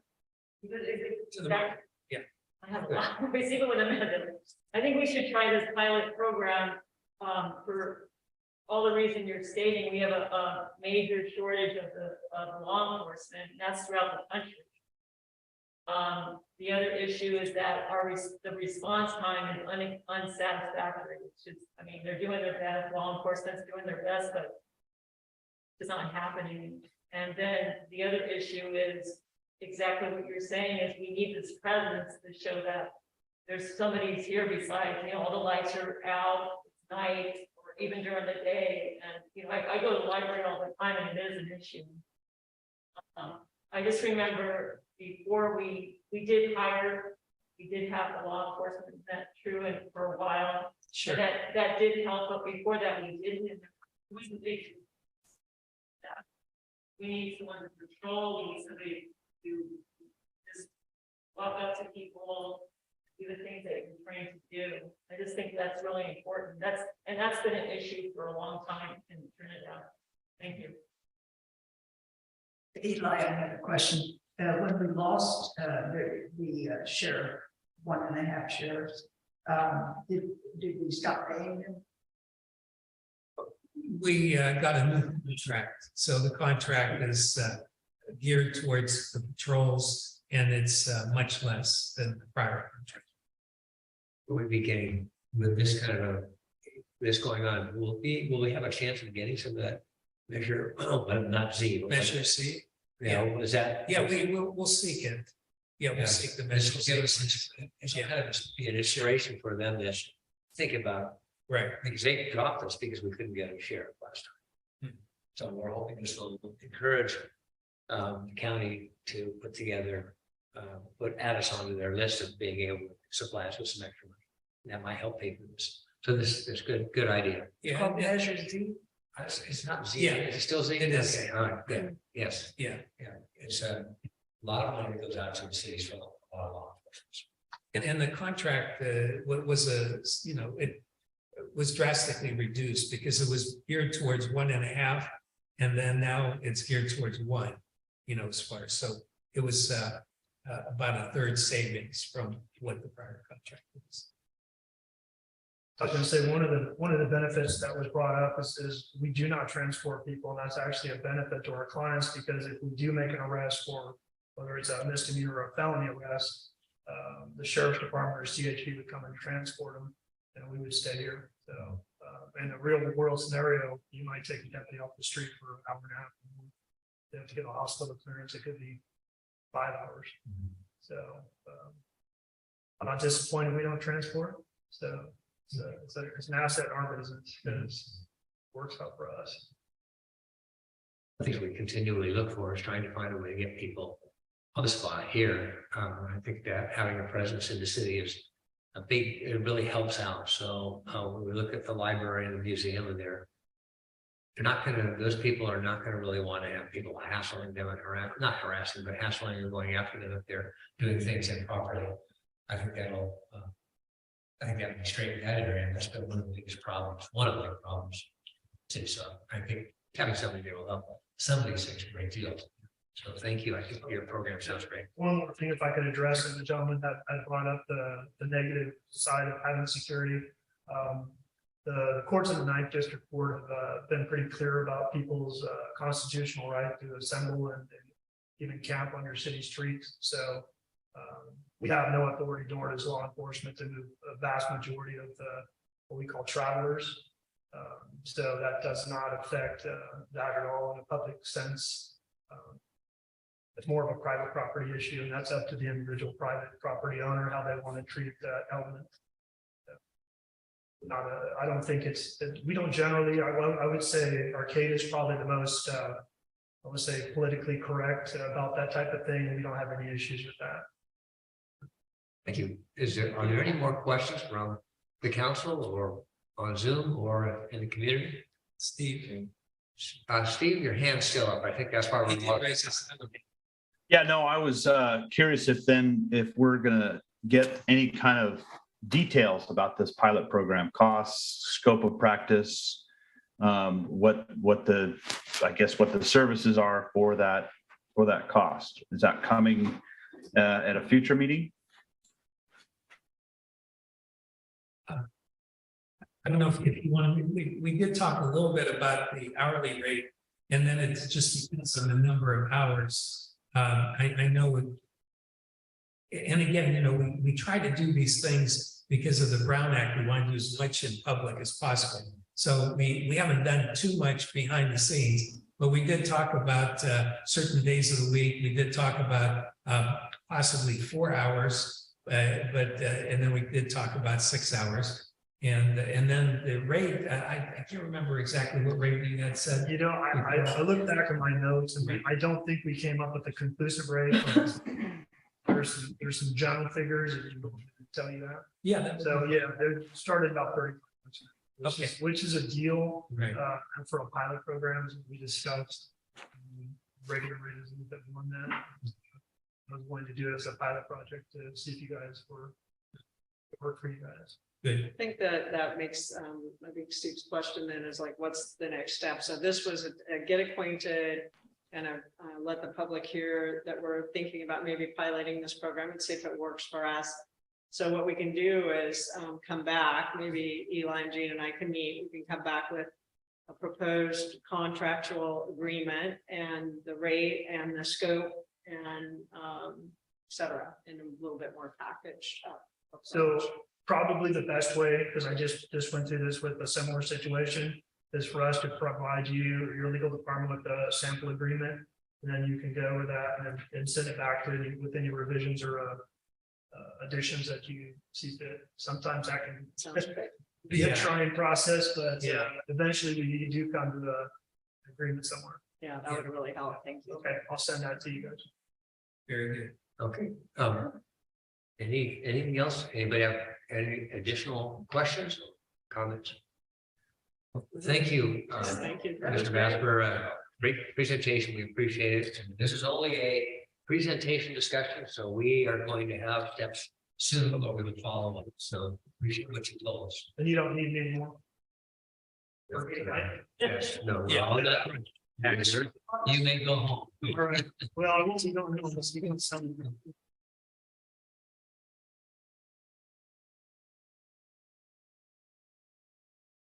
Guys have a good night. Thank you. So we have the other half of this is to look at the community ambassador program. I believe Mayor Ladwig, you're going to present that. Is that correct? You know, I thank you. I'm really my intention tonight is just to say that there's another discussion going on and very clearly paralleling the discussion we just had, not in place of. So I just want to make sure that for the January meeting, I'll have a lot of details about the community ambassador program that is currently happening in Arcata, where law enforcement individuals train members of the community to work with the local population to provide resources as a first line of awareness of what's happening in the community, with safety as the primary goal. So, like I said, I don't have the finer details. Jack West and Eli and I met with the city manager from Arcata briefly to kind of get an introduction to the project, and I will bring more details at the January meeting. And then hopefully the community then could look at all of these different options and see what direction that we want to go from there. Costs, what the program's all about, what the hours are, training of the individuals, and so on. So I guess I just wanted to dovetail with this discussion that we just had with Gene and say that there are some other efforts underway as well. I'd like to just add that the presentation was Karen Deemer, the Arcata, and it was a very positive discussion. I really felt like this was another step that might really help having people on the ground in Arcata and helping to look at what's going on and step in and give us a hand with it. So it's a nice program. It's not police work, but it's people out there trying to intervene and help notify us of things that are going on, doing some help. So it looks like another program that might be very good. So we'll be bringing those things back to you. Does anyone have a question about what Mayor Ladwig was talking about? No, I looked online and it looked like a really interesting program. I think the two, potentially we could pilot both and see what works best, or maybe we only need one. So there is more information out there. So you see it, and there's more out there. So you can before the next meeting, if you'd like to look at it, there's information about the ambassador program. Jack, do you have something you want to do? Anyone in the community have a question about the ambassador program? Oh, and I'm sorry, Nita, I can't see you back there, so you have to. Yeah. How do we recruit the volunteers for this program? Sorry, how do we recruit volunteers? Like I said, next, what I'd like to do is do a short presentation about the ambassador program, including how to become involved. So the city manager from Arcata, Karen Deemer, gave us, the budget, the training packet, the schedule, the expectations, and all that. So I'd like to present that in sort of a clear and coherent way. Maybe even a PowerPoint, something fancy like that, just so that everybody has a chance to see what it's about, and then see if we have any interest from within the community. Ideally, this would be an opportunity for someone within the community who already knows the community to work as an ambassador. So that's the initial sort of coverage of what this topic will be in January. When you do the PowerPoint, could you include how the volunteers are recruited and if they do a background check? Absolutely. Thank you very much.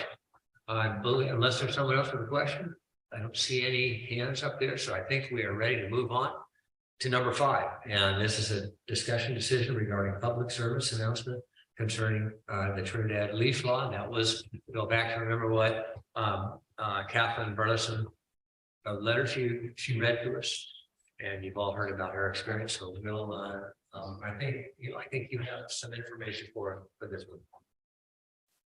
Yeah, so this was brought to our attention after it had happened, and we were concerned.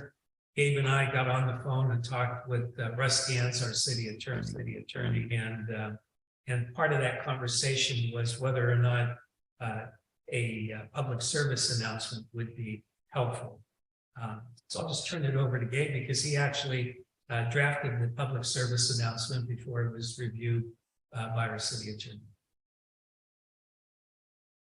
Thank you, Eli. I don't have too much to add. I think we all have heard what happened to Miss Burleson. And I had a conversation with her. She came to the office and sat down and had a heart-to-heart talk. And, you know, unfortunately, a lot of it happened without, you know, with a few witnesses, but even some of the follow-up reports and things that occurred with law enforcement happened off-site at the animal hospital, apparently. So I think with that being investigated, turned over to law enforcement and animal control, the first thing we thought as staff is, you know, what can we do here to you know, contribute to you know, maybe some preventative action. And you know, putting out a PSA, a public service announcement, doesn't always, you know, mean that you're going to get full compliance. But this is something that, you know, since Eli turned it over to me, I'll add just a few little things here. I mean, this is something that I've been hearing for a while as a problem, mainly from the dog pet community. A lot of folks, certain residents have told me over the years that they avoid going to the beaches, perhaps at certain times of the day, and they strategically target specific times because there's less animals, you know, on the beaches. And, you know, we drafted this PSA to kind of let the community know they're certainly welcome. I mean, these are public beaches. They belong to everyone, not just the city of Trinidad. But we do have a law here that is the law of Trinidad, and we do expect it to be followed. So we were hoping that a PSA here would, you know, kind of reinforce that you're welcome, but please follow our laws. And that's kind of it. Please. Excuse me, what is the law on the beach? The beaches are really interesting, and we do share the state beach over here facing west, the one people go to watch the sunset.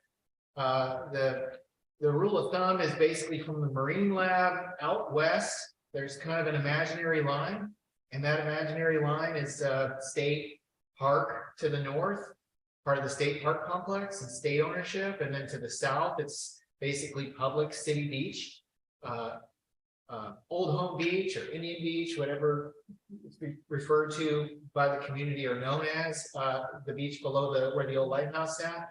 That is fully within the city's jurisdiction. And the city has a leash law, period. You know, whenever a dog is off premise, it needs to be under care and command, but also restraint.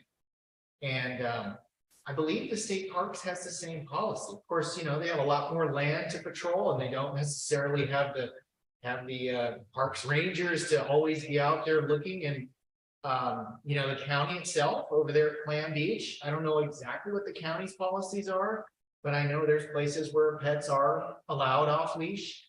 So it's a little bit of a mix, and you know, that miscommunication can confuse the public. But you know, we want to kind of make it, we're suggesting that the council make a statement. Whether the five of you agree on this or not, it's totally your call. And some of our signs are a little bit misleading too, I understand. We need to do a better job of letting the public know what to do. But this is one of the things I think, you know, here we have an event, we're talking about two programs that would have people here where they could actually see what's going on. And I know I've heard complaints from community members that people feel they have a right not to worry about their dogs. And So I think this is a great start to start this leash law and see if we can follow up with it. So I think the first thing, one of the things I think is to start getting exactly what that leash law is and make sure people know what's out there. And it's all written up in our policy, right? There's a Yeah. it's a policy. It's an ordinance. Yeah. And in the public service announcement here, our city attorney, Russ Gans, was careful to very clear about what that says. You know, so if that is added in here, just for everyone's reference, and also remember that this is all throughout town. This isn't just on the beaches. This is on the trails. This is anywhere where your dog is not on your own premise. So does the leash law cover all the beaches? It covers everything within the city property. So the beaches, the ones that Gabe had indicated are city beaches, those would be covered. Not state beaches. Not the state beach, but the state beach is covered under state law, which from our understanding has a similar requirement. But we don't believe that. No. The reason I was asking and with something of an objecting tone was that coming from Los Angeles, then you could not go on the beach with your dog.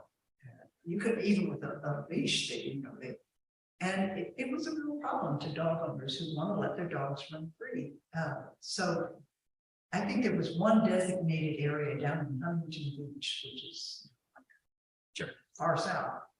And anyhow, the dog owners really didn't like it. What are you going to do? So I'm wondering, is there any way that this beach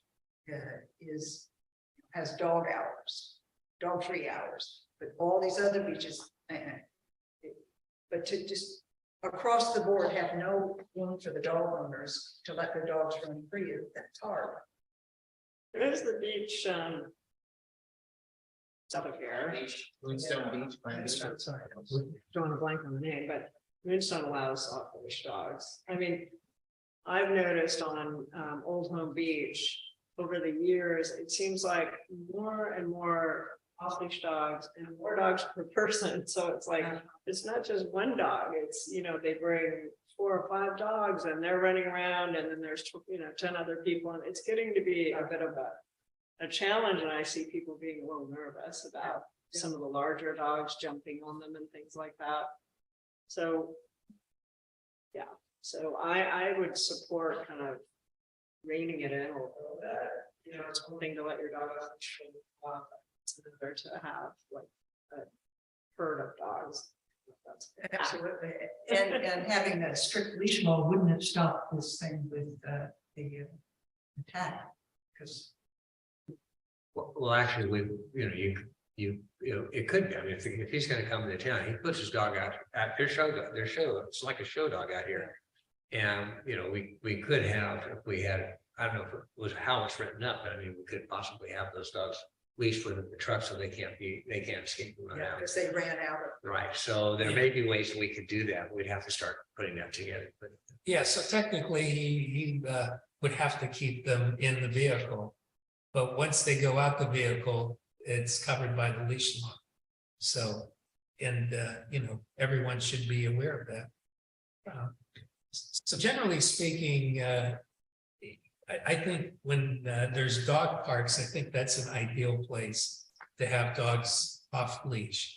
But with beaches, and I think, unless, like you said, Moonstone, but and I worked for the city of Huntington Beach, so I know where they have that. But it would have to be someplace where it's known, so people don't unexpectedly go there, either with their dog that might not like to be with other dogs, or go there with little children that could be attacked, or just themselves. I mean, some people just do not like to have animals around them, and it's, I don't know if it's a cultural thing, but I've run across some people, and we were in a hotel in San Francisco, and as soon as the maid opened the door, our dog ran after her and she went running down the hallway. So, she didn't like dogs. So So, yeah, it's just like, it is something that, is welcome when you do have like a separate dog park. Then it's clearly indicated and it's fenced off. But how do we enforce it? We don't even have the sheriffs to come and take care of the major issues. No, so in our case, it's strictly the leash law. And we're too small of a city. And because we only have a population of a little over 300, because usually when you do have a dog park, then people from other cities show up also, because they might not have a dog. So Eureka has a dog. So, that's one way to utilize it. It's a larger city. But yeah, specifically this in here says Trinidad Municipal Code Chapter 6.04, which requires all dogs to be physically restrained by leash or other physical constraint while off the premises of the owner within the city. So that's what we'll have to enforce, because certainly the photos of the dog that was attacked, we're really disturbing. And they made it all the way to the New York Post. So I'd like to know, it says we have a decision regarding public service announcements. So we're really looking at just we've already got the law. We know we want to enforce it. So this is just putting this public service announcement out. And so that's what we're looking at tonight. Right. Okay, so are there any other questions? Now let's look at the public service announcement. Is there anybody have a question about putting that out to people to see? Any more comments that we have from Steve? Do you have anything to add, or? Yeah, I think it's worth mentioning the fact that the county, since we in Moonstone Beach, Clam Beach, the county does have a voice control element to their ordinance that a dog can be off leash if the owner has voice control over the dog. And I'm not saying we add that to our ordinance, but I think it bears at least some closer look at our ordinance and then a discussion whether or not we want to include that or make the clear distinction that they have to be on leash, because there are plenty of dog owners who have dogs that are responsible and have attacked. So I just want to make sure that we're considering, while what happened to Miss Burleson is absolutely important that we address tonight with this public service announcement. And there are lots of folks in town and the community that bring dogs that don't require this sort of concern. So it's just something I think we look at in the future. But I just want to make that distinction. Any more comments from the council? Anybody in the city? Anybody else want to make a comment? All right. Please.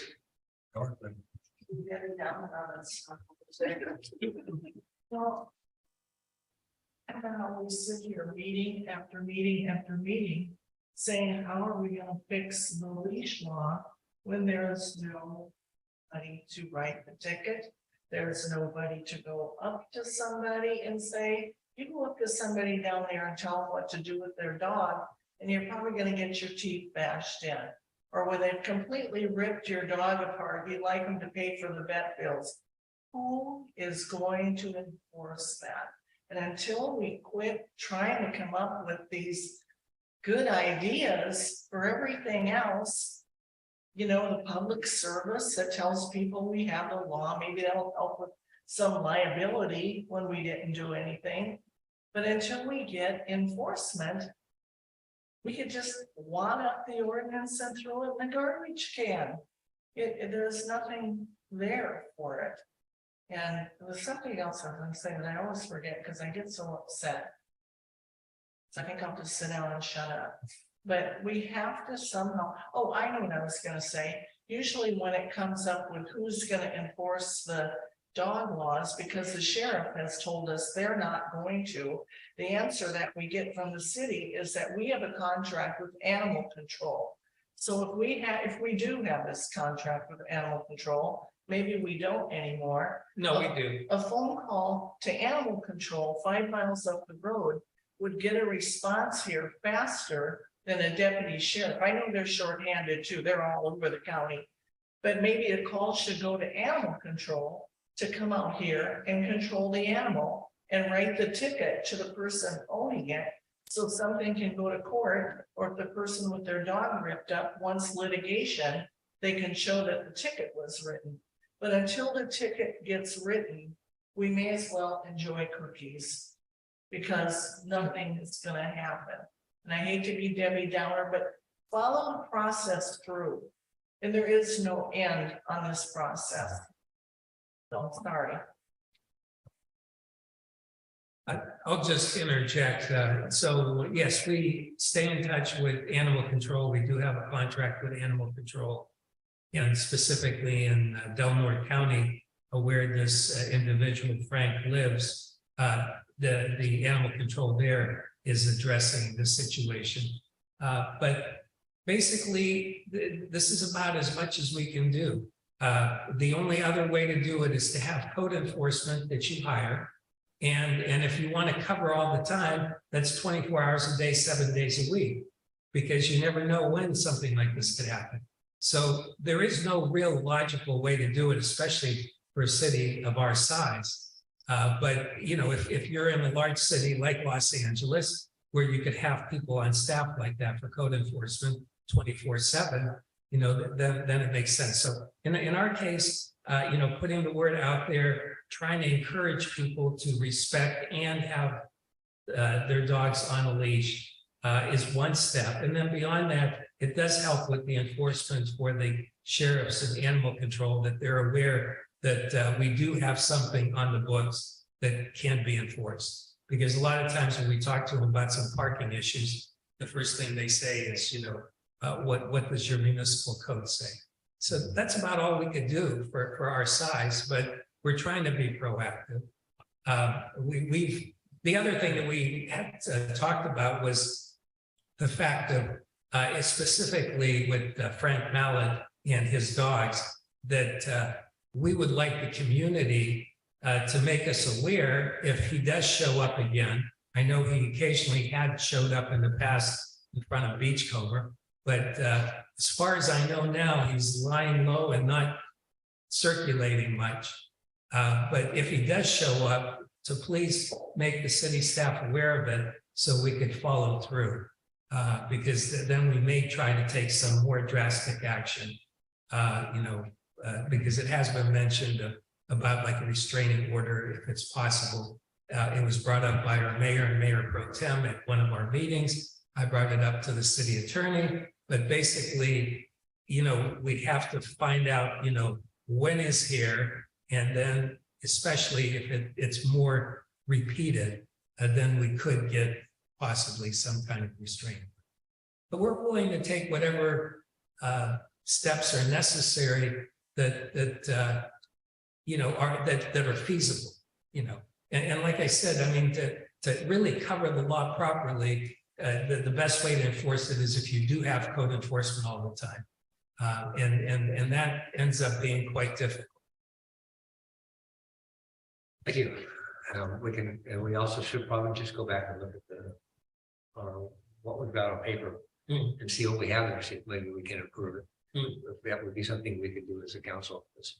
Do we have anybody else? Any more comments from the council or the community?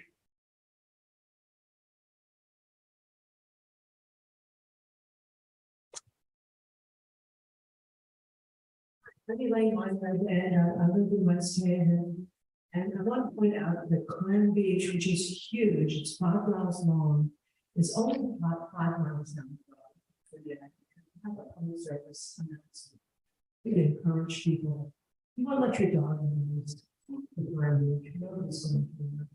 And please don't encourage people to use Bluestone Beach. We already have an enormous problem in Bluestone. We don't need any additional free lovely dogs. Thank you. I don't see any hands up there, and I don't see anybody else. I think we've got to come up with a decision. So if somebody would like to make a motion to After, so we can have a public service, if we can send this public service out, we need to make a motion to do that. I'll move to, sorry. I move that Cheryl can make the motion. I was gonna make a motion regarding the public service announcement concerning Trinidad leash law to approve doing the public service announcement. Second.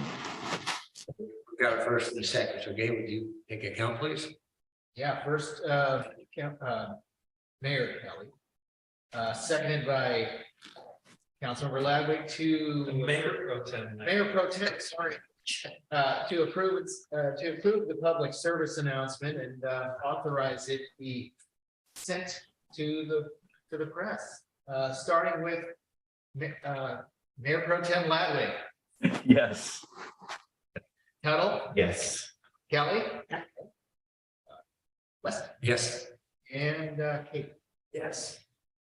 Passes unanimous. All right, thank you very much. We're gonna move on to item number. Excuse me, what you do, we are agreed that we're going to return to this item.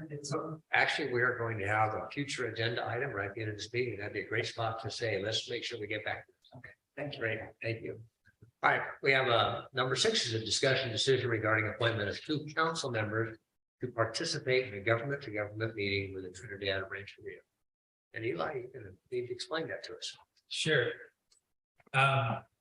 So the Trinidad Rancheria has requested a government to government meeting with the city, and our policy provides for 2 council members as an ad hoc committee. That's versus a standing committee, so that we're not a violation of the Brown Act, because if it is a standing committee, then it would be a violation of the Brown Act. So that's why, even though we brought this up before, the best way to do it with talking with the attorney seems to be that each time there is a request that we address it on the council level. So it's not like the same 2 people that were in a prior meeting.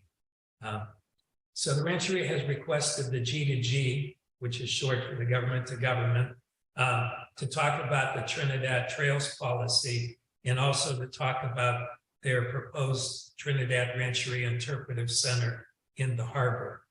And then there's also some land that is requested by the Trinidad Rancheria, meaning a small piece of land, which is, it's not even a significant amount. It's like maybe a 50 by 50 feet or 60 or 70 feet by 70. And in exchange, it was suggested by our city attorney that we could provide that for their interpretive center, but we would receive an equal amount of land somewhere else in the harbor. And the Rancheria is suggesting possibly having it by Trinidad Head, but it would be an area that the Rancheria currently has. So that would be part of this discussion. So that's it. It's, hopefully the council can appoint, whichever 2 council members would like to be in that government to government meeting. I do want to tell you that the Rancheria is a good organization to work with. They do a very nice job. So it's a good place to get a good feel for what government to government means. So it's a good experience as well. Help us to have people do it. So it would be nice for us to, and would any of you like to, would this be something you'd like to do to get a chance to work with in a government position? Sure. I was going to nominate you, Jack. Because of the trail. I know. Is this a one-time thing? This would be a one-time. Yeah. All right. I I was going to say, I was going to nominate you because you're so good with the trails. Because you know it so well. So, but first of all, let's see if anybody would you like to take a stab at this? I'm probably the least qualified person to deal with rancheria at this point. I will get up to speed. Can I bring? Sorry, can I just, for clarification's sake, if I may, and not to interrupt Katie, but to add to what you're saying, these government to government meetings are two counselors, and so no decisions are made. It's anything that happens that's an action would come back to our council. So it's really just it really is just a listening tour and a great opportunity to start building those awarenesses and connections with different folks in the community. So I just want to make sure that our newer council members knew that these government to government meetings will always be followed by a full council meeting if any action is taken place. I'd certainly be interested. I just don't want to put my foot in it. I want to add that the first time I went to one fairly soon after I got on the council. And it was a little bit overwhelming, but that was somewhere you end up breaking down that issue. You get in there and you understand what's going on. So, if you were interested in this, and this is a good thing, good time to go. You will learn a lot. And When are the meetings? That's another point. They were, excuse me, they were suggesting having a meeting in mid-January. They didn't identify the exact time, but usually it's been either like late morning or early afternoon, usually. Can you think we could arrange it on a Friday? Uh, My work schedule. Yeah, no, I mean, we would have to see because usually they like to have their whole tribal council. So it's when their tribal council meets, and I've never known their council to meet on a Friday. Usually it is like either Wednesday or Thursday, I think. okay, I would be honored to be able to do this. Well, we'll need someone else. So that's Jack, are you interested in this at all? Or is it something you would be able to do if you wanted to? On this opportunity, but maybe a future one. I would recommend Steve because he's And I was at the last one, so I don't want it to become an issue of the same people. It was Cheryl and I last time, so maybe that doesn't really matter if it's a different composition. So I just want to put that out there. I'm happy to participate. I just don't want to step in any kind of uncharted waters. Eli, any thoughts on that? If the policy allows, it's just a different composition, so it's not the exact same two people. Yeah, I think, first of all, already Jack would be one, so that would create a different composition, like you said. Okay, I'm happy to participate. Okay, yeah, number two, I think just because we did bring it back to the council to try to reform this G to G rather than trying to utilize the prior one, I think that would work out. Okay, great. Then it sounds like we have to make a decision, so we do have to appoint. So if we could have someone make a motion to get this started, that would be great. I move that Jack West and Ludwig be the representatives for the G2G. And second that. All right, we have a motion in a second. So Gabe, would you please do your thing? I will go right to the vote to nominate council members West and Ladwig to participate in GDT with the Rancheria. We'll start with Mayor Ladwig. Steve says aye. Kelly. Aye. Kelly. Aye. West. Aye. Breckenridge. Aye. Passes unanimous. All right, thank you. And we're moving on to number 7, which is another decision regarding planning commissioner appointments to fill 3 to 4 year terms. I hope you all have looked at these letters that we received from, I have to look here for Christopher Slay and Stephen, is it Coppola? I will tell you right off the bat from my point of view. I'm sorry, we have also Aaron Aikinen who is here. Sorry, I kind of feel like you were already there, so I didn't put your name down here. I should have. And Richard Johnson. And Richard Johnson. So we have 4 people. Oh, thank you. There's Richard. And those 4 people. And I'm sorry, I've read all your letters and looked at them all. These were the 2 new people that that's why I was mentioning those 2. These all, Richard's been on there for how many years, Richard, have you been on the planning commission? I don't recall specifically, but my notes go back to 2005. Okay. And Aaron, you haven't completed a term because you got put on in the middle of a term, is that right? Correct, yeah. Okay. And then we have the 2 new members that have there would be Christopher Slay and Stephen Coppola. And all these people sound terrific reading these letters. It's just really some great people that will apply. So we have to make a decision. We have to pick 3 people to fill the positions. So first of all, does anyone have any information or questions about any of the candidates? I guess I would just comment that having served on the planning commission and Aaron was on the planning commission, that I would support 100% his continuing in his role as planning commissioner. I don't know the other 2 candidates.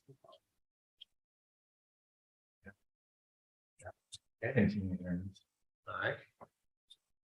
Do you have any comments? No, I didn't get this until an hour ago, so no, I have not. And I'll abstain. okay, and Richard has been doing this a long time, so we have some really good people in the office already.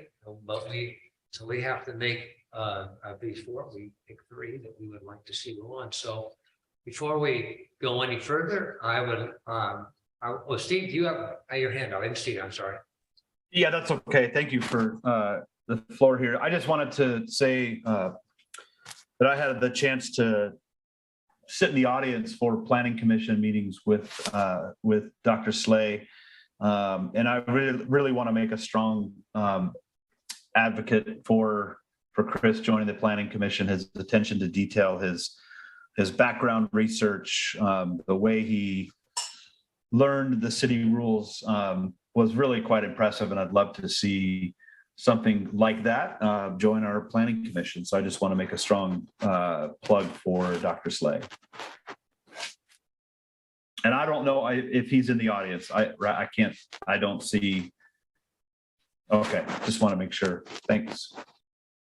I'm going to start with Richard. Did you want to just give us any information about you and your interest in running? Sure, thank you. I appreciate that. As I mentioned earlier, yes, I've been serving on the planning commission for, I believe, since about 2005. And surprisingly enough, my commitment at that point was that I wanted to be on the planning commission until we completed the general plan update. And I am still willing to make that commitment. And I believe that we are probably at this point closer than ever in achieving that goal of completing the update. And of course, we all recognize that this requires a renewed commitment from all of us to ensure that we have the necessary resources and setting the right priorities to execute on that plan. But I'm clearly confident that we will be able to do that. As was mentioned earlier, I met with Mayor Kelly at this point and some other folks earlier in the month or last month. And we have really renewed our commitment to make sure that this happens. We recognize that it will take a great deal of effort, not only in resources, but in also establishing the right priorities. But I completely believe that we can do this.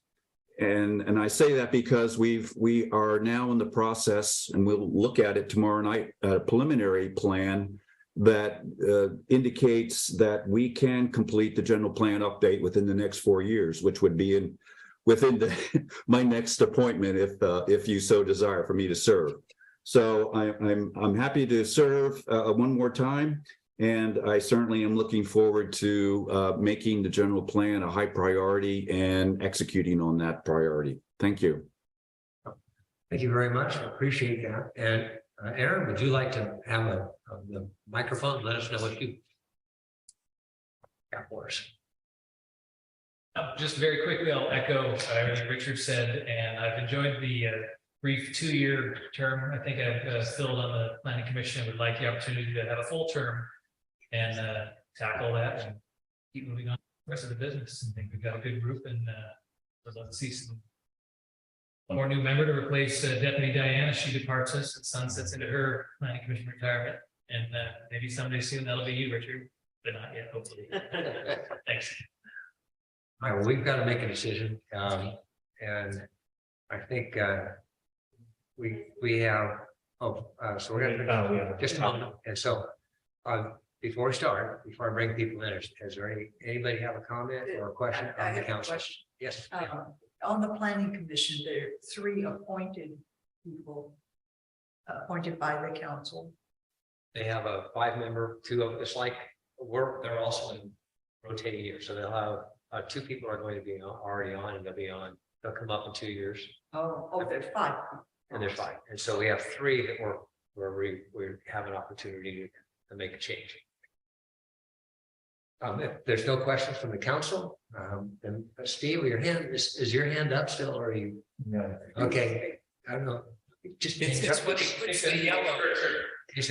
Yeah, on our end, Steve, it shows a white hand in the middle. But you're just way. But whenever you really raise your hand, it's a yellow one that'll be way up on top, right? It keeps us looking at you. Yeah, I'm always wanting to talk, but I won't. All right. Does anybody else want? Anita wants to come on. I just wanted to kind of piggyback on what Steve Ladwig said about Christopher Slade. I know him just from the community, just walking down and had a lot of conversations with him and his wife and his father. He has, I really like his values, and his knowledge speaks for itself, and his philosophy for long-term planning. I'm really impressed with that. He's data driven. And I really feel he has the skills and the personality to and the dedication to do a good job as a planning commission. Are there anyone else would like to comment on this before we go to the next stage? I don't see anything. So what we're going to do, I guess the best way is to go through one at a time. We are going to be able to decide, and you guys have the best way you think to do this, or do we have? Is there some method that you just do this kind of thing? That's no, yeah. Gabe and I agree. Your approach is one at a time. Okay. So our list begins with Aaron Haken. So I think we have 5 of us here. So what we can do is, I think, right in advance, make sure you have a clear picture of who you would like to have on the planning commission, and we will vote each person one at a time. So we'll start with Aaron, and what we can do is, Gabe, you want to do a little roll call on each one? We'll see how they come up.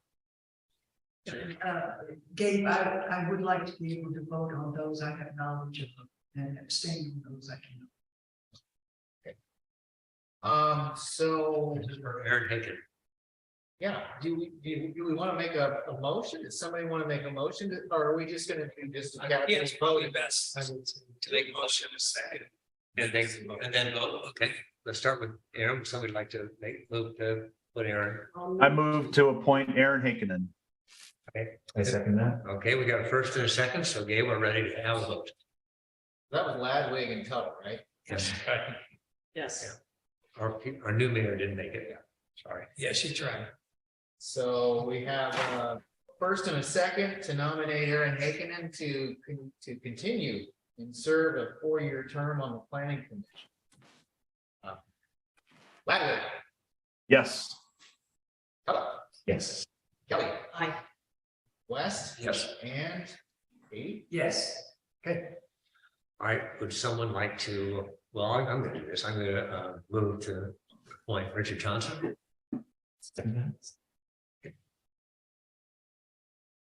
West. Tuttle. Nominate Richard Johnson to continue another 4-year term.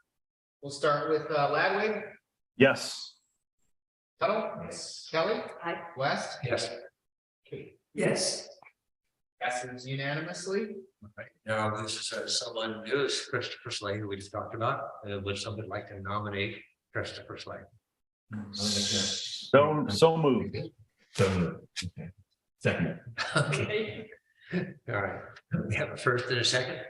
Ladwig and Tuttle to nominate Christopher Slade. Ladwig, Yes. Tuttle, Kelly, West. Yes. And Abstain. Katie abstain. Passes 4-1 abstain. All right, we have one more, which is Stephen Coppola, who is fourth candidate, so. I don't think you necessarily have to do that because you've reached 3. Okay, so I know that, so we don't need to even put that in, or What do you think? Yeah, no, that fills the seats, but we can certainly encourage him and we can communicate to him, reach out to him, and staff can do that. Okay, no, I just didn't know if you Apply for another. make sure that we don't have it on other time or anything. If we've done that, then we're done. And please, he looked like a very good candidate on paper, so I appreciate that he was willing to put a letter in and tell him that there's many ways he can help the city. We'll come back to him. He's not going to escape. I think we're ready to move on to number 8. And our last discussion, decision, or no, this is a discussion announcement regarding upcoming annual joint meeting of the City Council Planning Commission Short-Term Rental Advisory Committee to be held on January 24th, 2023 at 6 p.m. Eli, go ahead. That's exactly what I was going to say. Okay. So anyway, we wanted to put it on the agenda, bring it to the attention of the council and to the attention of the public, that we are planning on having our annual joint meeting of the 3 bodies, the City Council, the Planning Commission, and the Short-Term Rental Advisory Committee.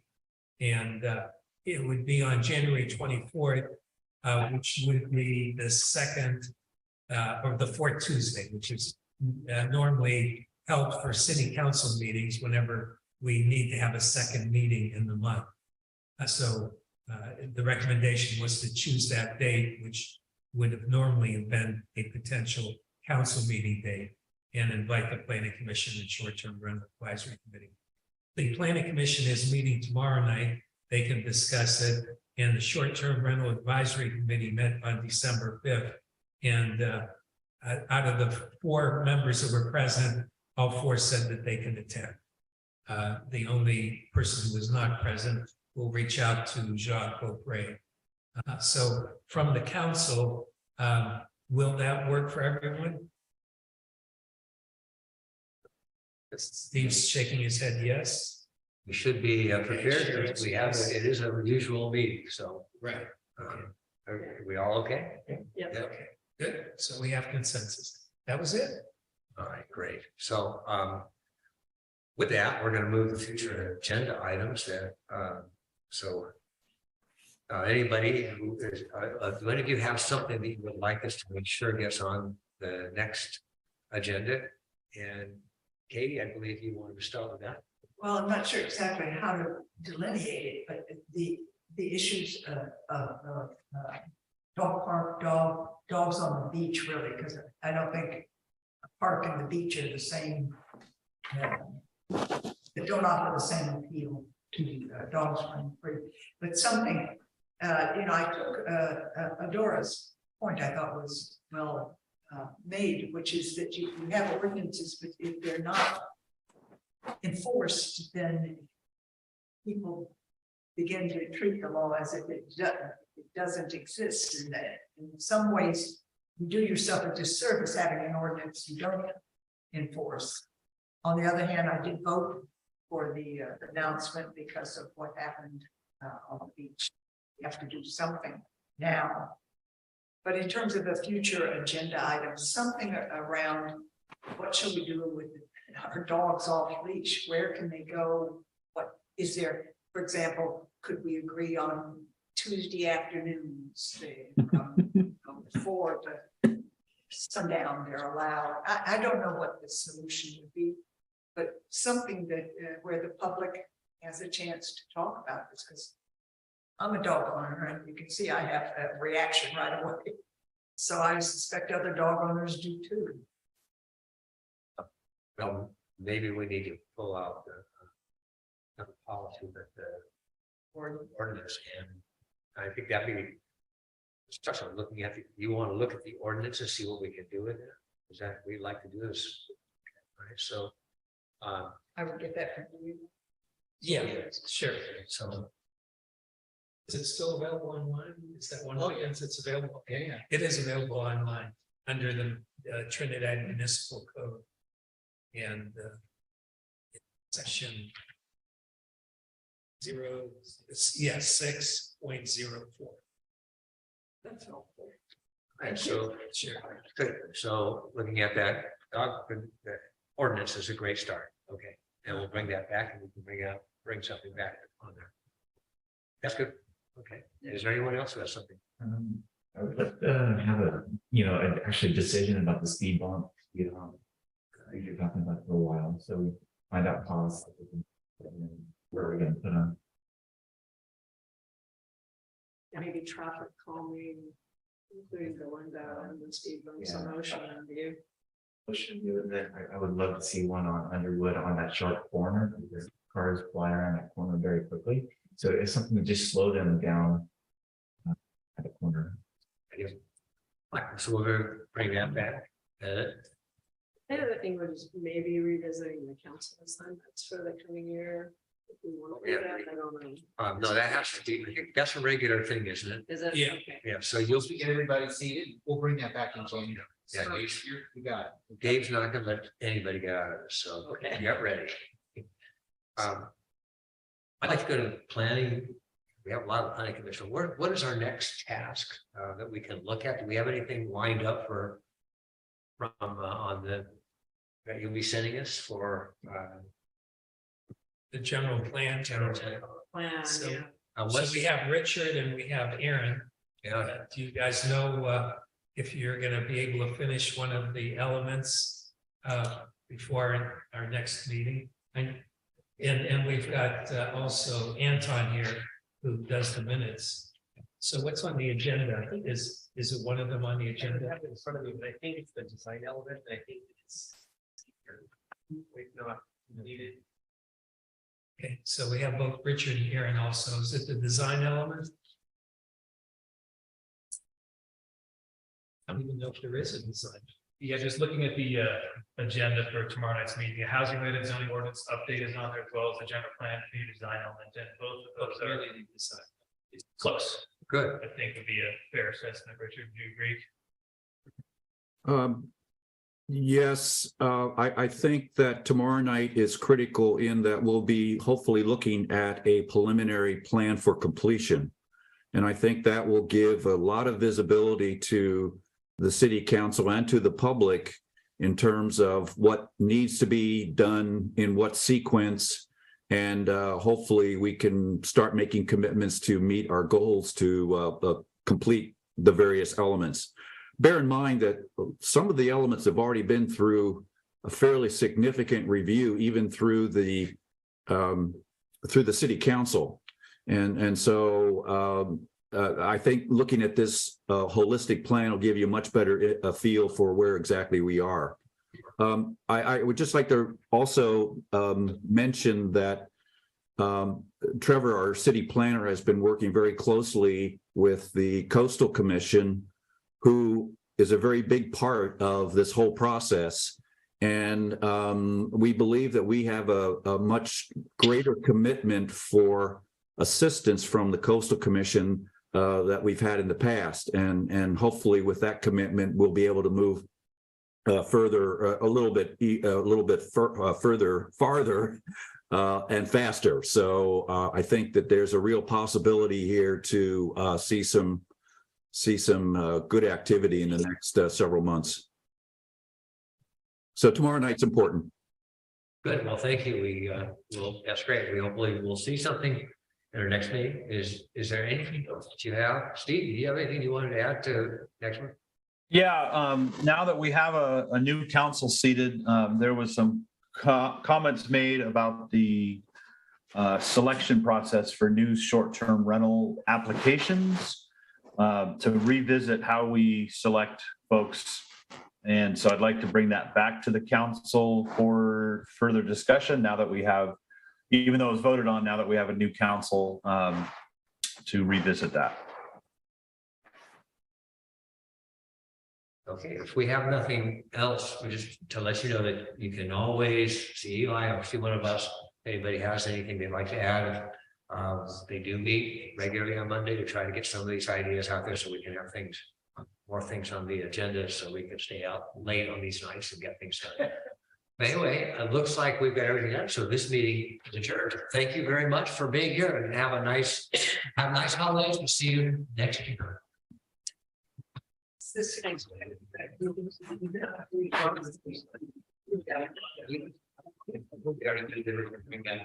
Just so you know, Sherry's hand went up. I don't know if you guys. Sherry, I'm sorry. Did you want to say something before we go? We got one more quick thing. I'm sorry. I did. And we always want to say thank you to people who have been in public service. And we know how hard this work is. And so I just want to extend a thank you to Diane Stockness, who is retired, and she worked really hard. And boy, she was really detailed oriented, and she really had a lot of great input in that project as far as the Planning Commission. And I just want to take a moment as a citizen of the Trinidad greater area to thank her for her work. And that was it. Thank you so much for letting me make that comment. Thank you. All right. I think we're all set. So, yeah, we have, and she was asking.